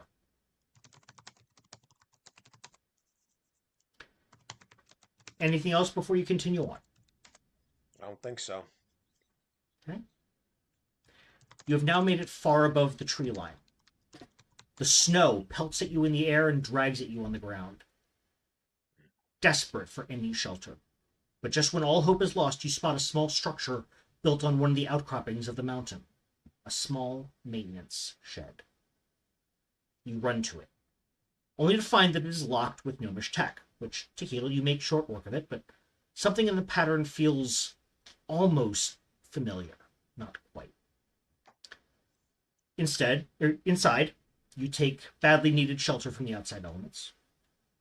Seraphina's flame provides enough light to see that most of the shed is filled with scrap, tools, and the like. As you look around the room, though, something catches your eye. Tequila, a small scout bot, severely damaged and scorched by some kind of fire. It looks almost like the ones that your father would build, but again, not quite. And amidst all of this, your keen eye for shiny things is drawn immediately to something that it is holding in its rusted claw.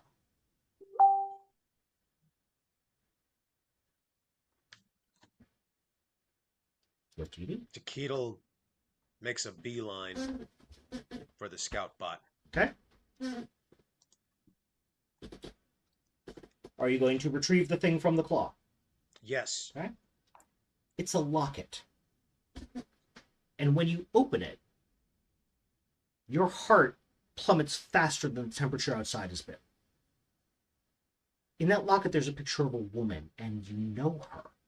Well, at least you've seen her.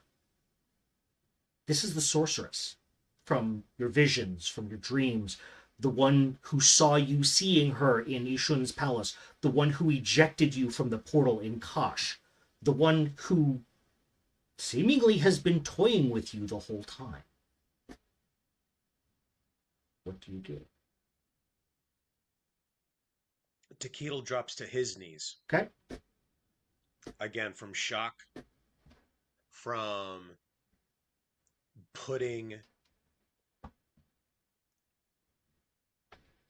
making tangible that which has haunted several of his visions. And now his why turns to how. Okay. So he's breathing heavily, just like locked in, looking at this picture. Again, mind racing. It's going to take him either a minute or so, or Herwood slapping him across the back of the head. What wrong, little man? Something, I don't know. So about 5 seconds, right? Right. It's like, Haha. bored now. Howard season opening.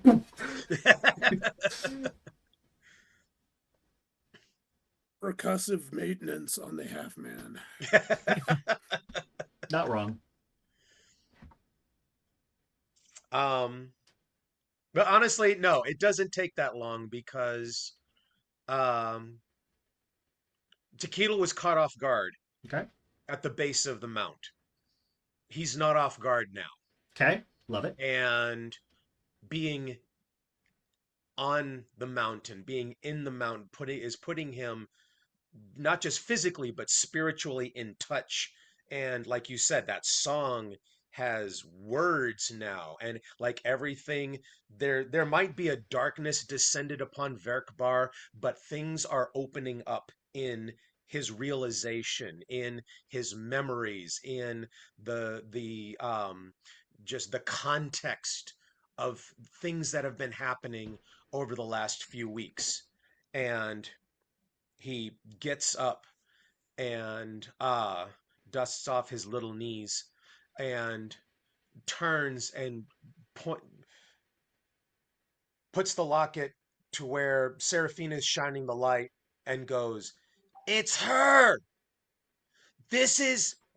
And he's looking for the name, but he doesn't have a name. He just has the memory. And relays as awkwardly as he's able to, just from Kosh, from like all of these things, and also tying it in with, that one vision of, the other mallard. That's so just like trying to fill in the context, and all the while just showing the picture that's in the locket. I will leave it up to you how scrutable what Tick is saying is coming out. Is it just like, does it descend into incoherent babbling, or is it actually, how well is it actually getting your point across to the others? Okay, the words are coherent.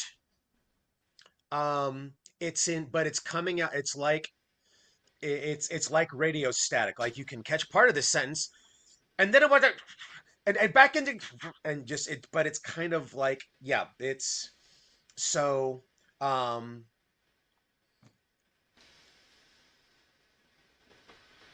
They can tell this is important, and it's something that's been going on personally with him, but they can't quite, it's like, yeah, they can't pinpoint, this was our adventure here and in Kosh, and whenever you're battling the zombies, and yeah, no, not yet. Okay. What would the rest of you like to do?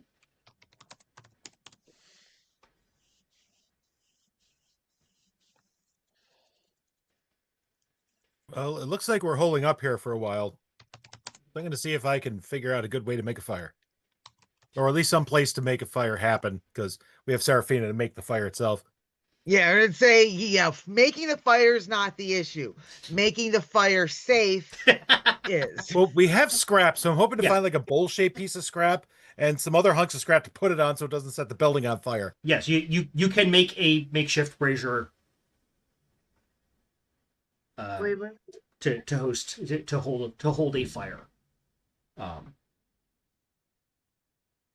it is, it's still cold. It takes a while for the heat to start to permeate. But eventually you do start to feel, yourselves thaw a bit.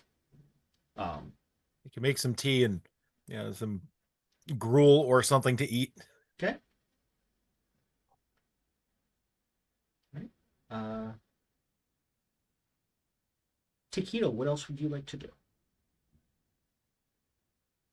Needle wants to continue looking around first at the scout bot Okay. in case there was anything else around there, and then like completely comb the area for any other important clues or evidence. Okay. Please make me a level 4, difficulty 4 tinkering check.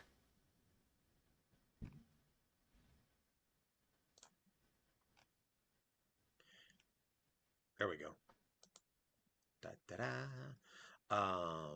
Remember, you can add effort. I'm adding effort. And if you can get it down to 0, you don't actually have to roll. Okay, so hold on. All right, right. Yeah, this is intellect, so I get 1 effort for free, 2 effort. Would cost 2 points total. Okay. It says 3, but okay. Well, so you put in 1 level. Probably because it's still not hooked up to your thing, right? Give me 1 second. Skills. Major problem is intellect.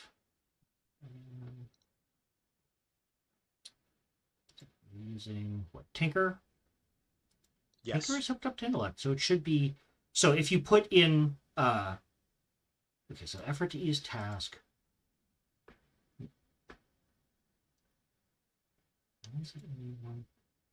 No, you got.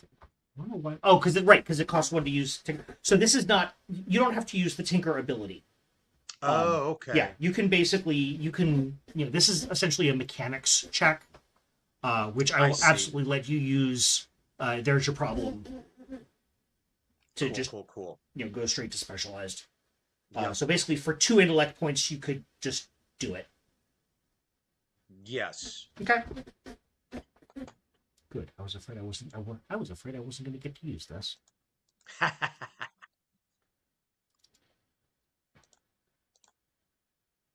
So What is it? as you are exploring the scout bot, you trip something. A couple of wires come together, and there's a little spark. What color is it? It is reddish yellow. Oh, okay. But you hear this. If anyone is hearing this, then I am almost certainly dead. My name is Tikoma, only son of Arbost, who is the eldest son of Urtik. My father told me little of his father's work, but even I know of the universal constant that sings in my bones and my soul, that has been in my head, just loud enough to register, but soft enough to avoid notice, until I had to heed its call or go mad. And so I am here, ascending to our ancestral home, for what reasons I know not. If you hear this, if I am dead, do not let my family's legacy die with me. Find your way to the fossil and gear. I have heard rumors that the Ledger of Reclamations is there, under the watchful eye of the sorceress Quendel, and that it may hold the truths of why I have come here. The recording fades. You're muted. I am? Now you're not. Now you're not. Okay. Yeah, that is the rest of the recording at that point fades to static. That is all that you hear. You do not even get a repeating "Help me, Obi-Wan Kenobi, you're my only hope." Know me, One Kenobi. Obi-Wan Kenobi. Oh yeah, there you go. Yep. Um, if it's actually oh no, One Kenobi.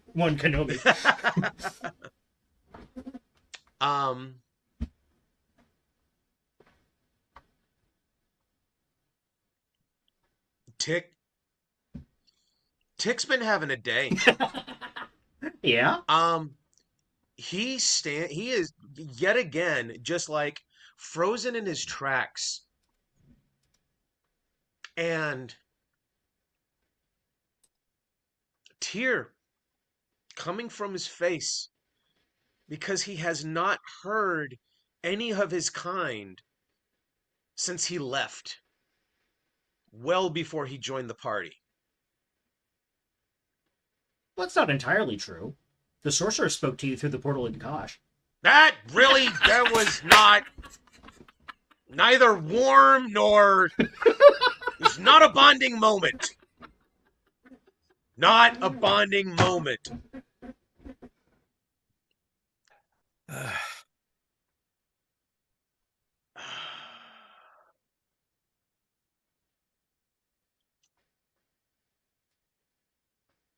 And in a shocking brief moment of like thinking outside his species, he actually turned, once he collected himself, turned to the rest of the party and go, "Are you able to understand that?"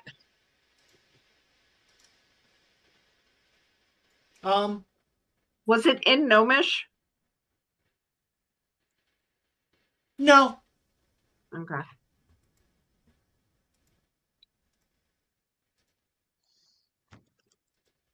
And in turning around and facing the fight, like they can see that he's a bit emotional right now. Yep.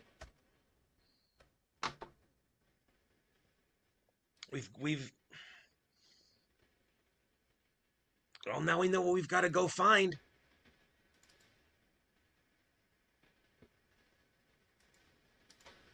And I'm sorry, I didn't catch the name. Tacoma.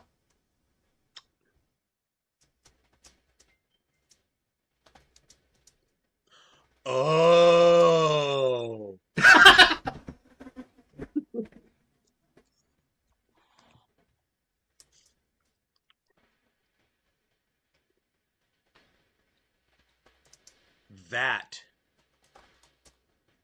That when Tick heard Tacoma,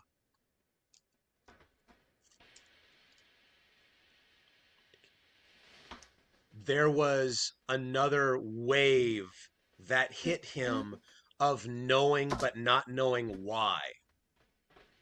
Love it. There was that recognition that means something and is familiar. That this time not in that kind of menacing way, though. Oh yeah, he's the prick. Never mind. Okay. All right. Cool.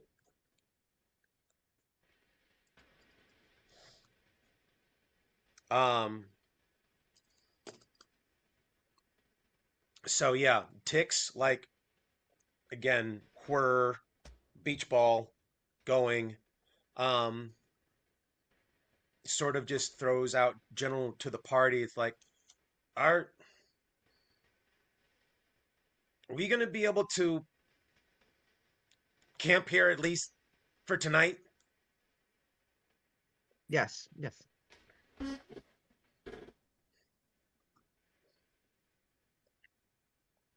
And is this did you say this was like a workshop or Maintenance shed. a maintenance shed? Yeah. Okay. So not, not the Yeah. height of architectural sturdiness, but, Okay. it's also survived this long, this far up. Right. So unless it has done so by literally freezing itself, and therefore Seraphina's fire is going to thaw it, you're relatively confident that it can survive one more night. Tick looks for a corner or nook where there are just things. Okay. Makes himself a little nest of tech stuff. Pretty much. Okay. and says, I'm gonna be over here. Okay. And he goes over, sits himself down, and just starts using his hands Okay. because he's got to get his mind off of When it. when hot tea and food are ready, just and occasionally nudge him so that he actually like eats and drinks something warm. Okay. Taquito, as you are going through the stuff in the shed, you find. Let's not give it. Good. No.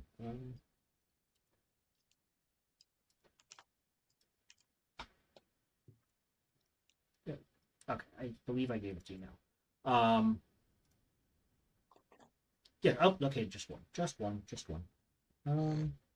Yes, you have a new cipher. Oh, look at that. I Yep. do. You find a strange little piece of tech that kind of almost looks like a waist harness with spider legs coming out of it, but it actually, again, gnomish tech is just fucking weird. Because when you hit, there's basically a button that says activate and a button that says deploy. And when you hit the deploy button, it folds out from itself until there are 5 of them. Nice. You used your enduring shield, right? Yeah, you pop Yes. that. Yep. And I know Serafina, you used your burst of speed, but I don't think Taquito used one. Okay. So yeah. Yes, you all can absolutely bed down for the evening here. It won't be particularly comfortable, but it will be enough that you can spend your recovery rolls. The 2 of you that have enduring shields, you will lose them.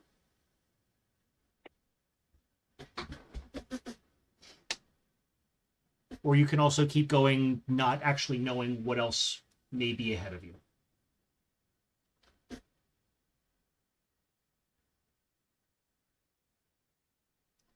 Well, does this seem like the normal weather up here, or does this seem like storm weather?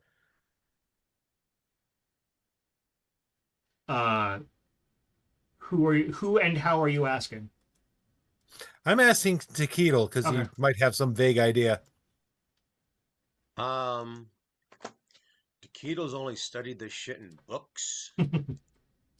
So, I mean, I could use my geography and history to regurgitate what I've studied about it. Yeah, go ahead. I Yeah. could roll to see how accurately I remember. So no, because I'm only going to make it a 3, and you have geography and history and a free level and 1 level of effort from edge. You're fine. Okay.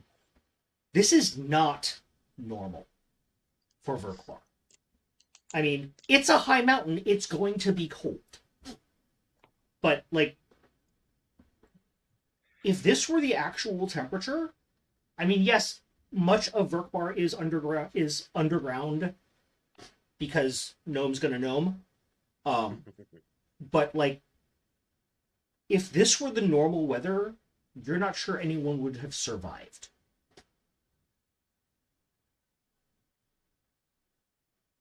Certainly not, and evolved the way that gnomes have.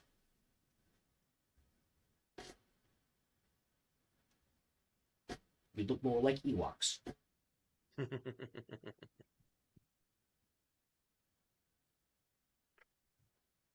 And for that matter, how exhausted are we? I mean, it's been a long day of walking.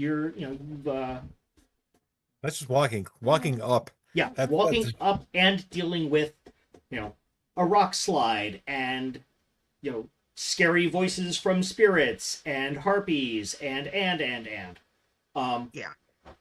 Yeah, it's been a day. I say we take the time and rest while we have the ability and the lodging, Okay. basically. Yeah. Yeah. The equivalent of never pass up the chance to pee, never Right. pass up the chance to rest safely. Speaking of which, I have to go out on the stairs and whiz off a mountain because I'm just dying to do that. All right. Yeah. Yeah. You guys. The night passes uneventfully. I don't think any of you are down so many points that 4 recovery, because I don't think any of you have used any recovery rolls yet. No. I don't think you're down far enough that 4 recovery rolls will not get you up to full. So just go ahead and reset. And the next morning, you start back out.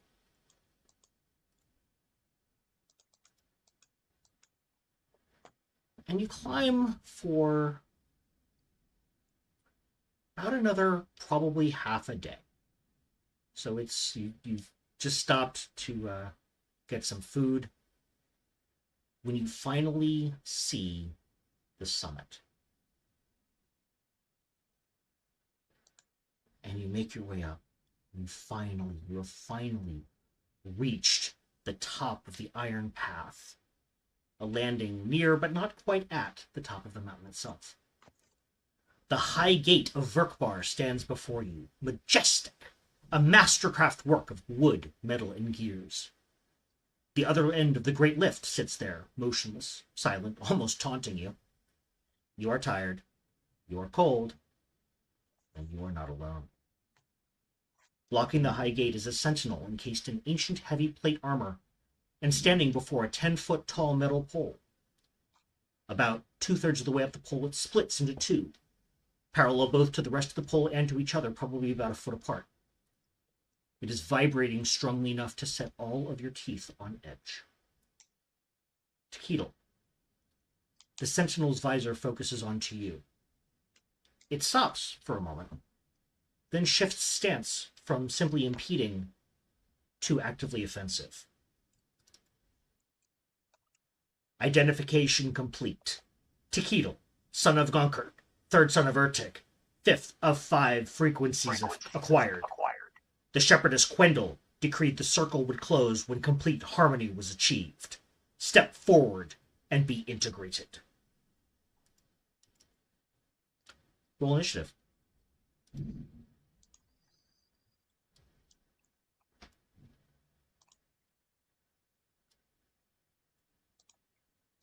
Just him or all of us? All of you.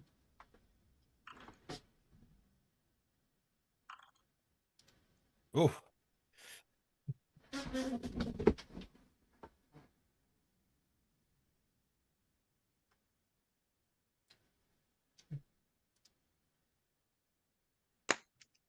Forward, I don't know why yours is not populating into the encounter tracker, but let's figure that out. Update combatant. 17.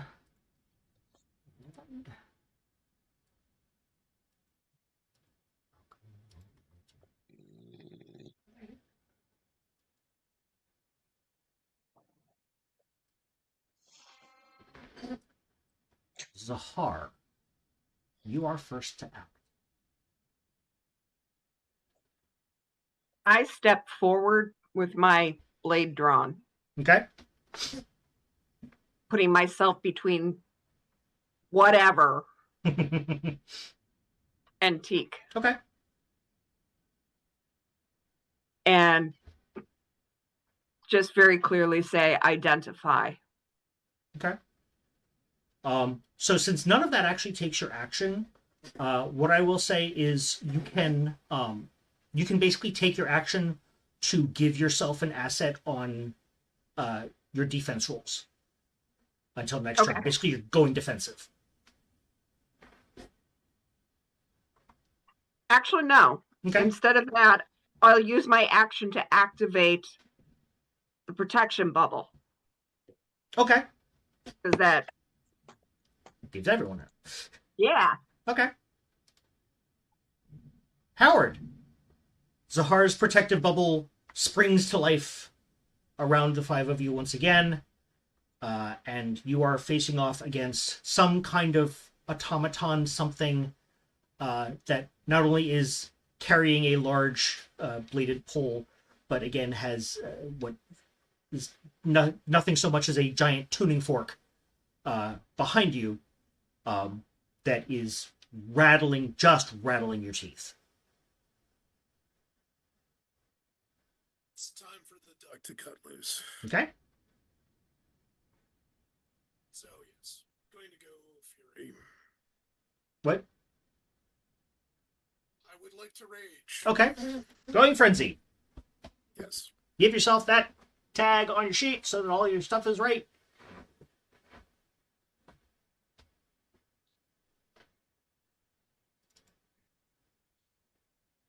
Please.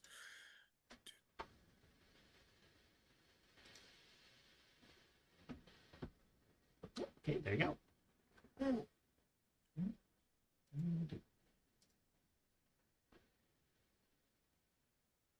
Yep. Okay. Okay. That is an enabler. That is not your action. So what would you like to do? Smashy smashy with that Dalek sounding gnome thing. Okay. Give me 1 second. Nobody exterminates Takedo except for me. Okay, so this is going to be a difficulty 5 attack roll.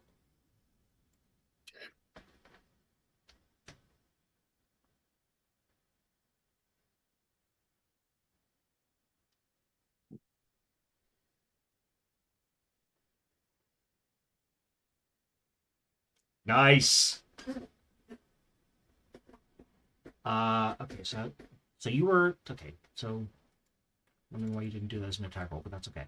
Okay, so you're Because using your. apparently I'm an idiot. That's Sorry. okay. That's all right. So. Yeah. So you are frenzied, so that's doing 9 damage. You deal it a solid hit. But far more than you would have expected was absorbed by its armor. Seraphina. I am popping on my Shroud of Flame. Okay.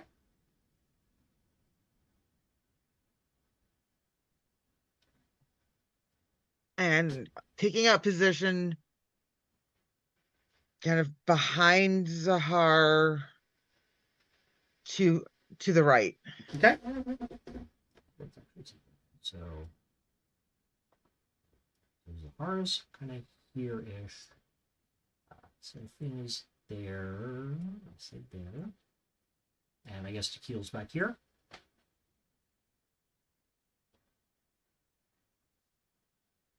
All right.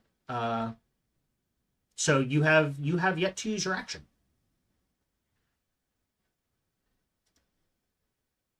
I am going to withhold actually shooting fire at this thing until we see if it actually is going to try to attack us. Like, Okay. You could always try a swing at mental attack on it. ooh, See if it yeah, has a brain in there. yeah. I never use the The mind mental slice. Yep. Yeah. Yeah, I'm gonna try that and see what happens. Difficulty 5. Which seems to be the theme for tonight for me. Yep. Difficulty 5 attack roll.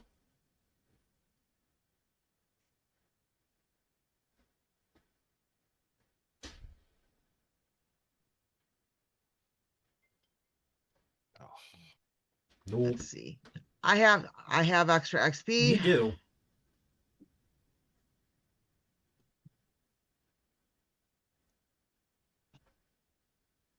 Try one more time. There we go. go. Nice. Okay.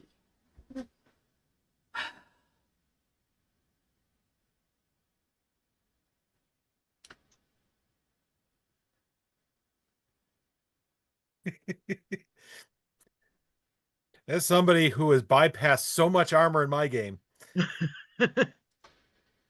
Serafina, intrusion. Okay.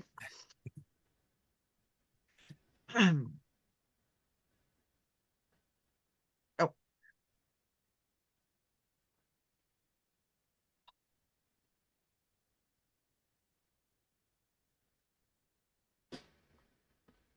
let's see. Who burned the most XP re-rolling shit tonight?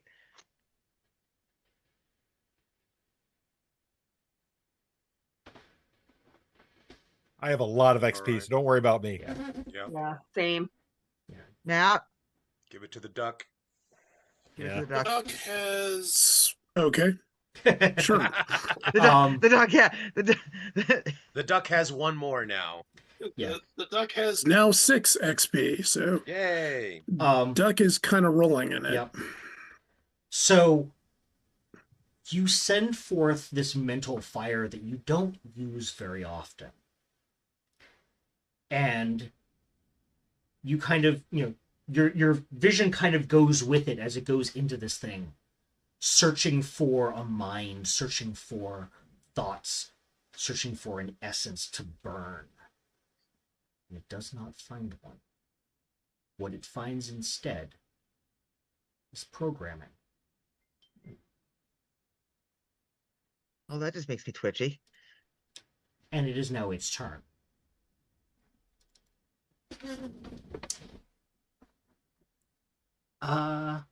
Yeah, and it's going to, it's going to do that because Howard was the last one that attacked it that it was actually cognizant of.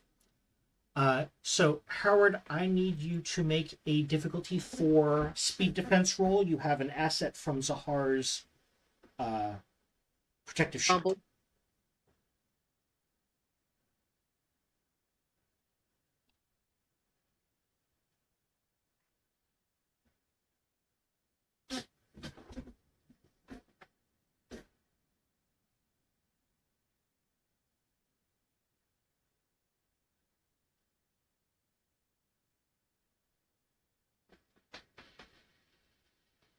Oh, nice! Okay, so this thing swings at you with its halberd that you can actually see is vibrating along with the tuning fork thing behind it. I will say that in doing so, it kind of leaves itself open, and you can make an immediate counterattack if you want. The attack will be hindered, and so it will be a total of difficulty 6.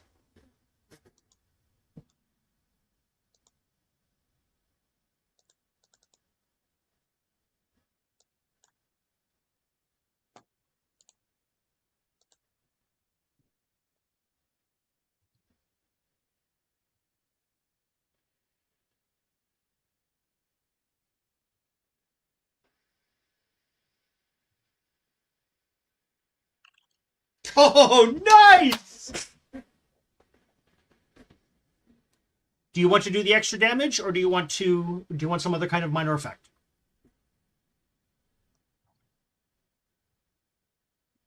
I pass it. I would hit it in a weak spot. Okay. I will tell you for nothing because you're gonna shut it down. That would have had exactly the same effect. Okay, so either brute force or Yep. finesse.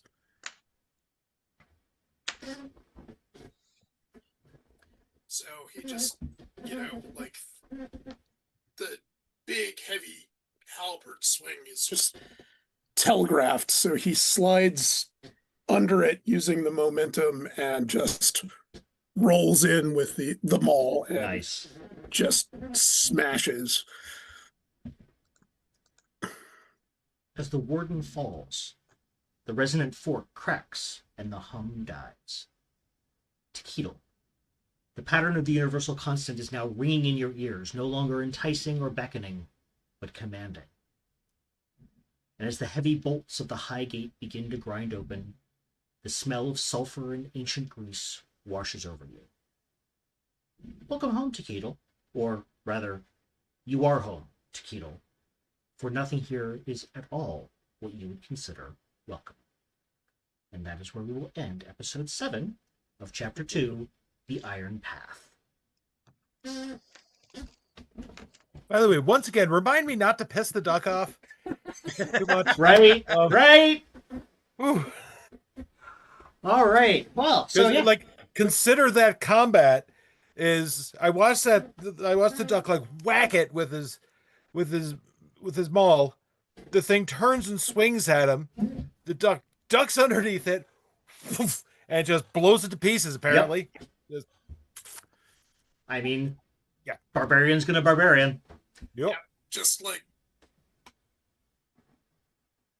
loud noise. Yep. And Make it stop. Yeah, that resonant fork was actually hindering all your tasks by 1 step.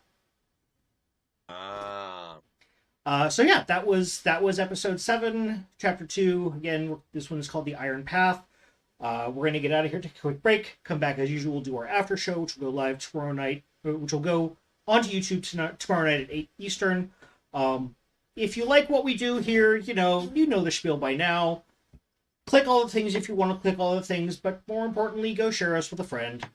Because we're doing what we do here for fun, and we'd like you to have fun with us, and we'd like you to like more people to come and have fun with us, because it's fun. But, other than that, until then, for Matt, Julie, Ray, Patrick, and ECAT, I am once again Trevor, the Vitruvian Meeple. Good night, everyone.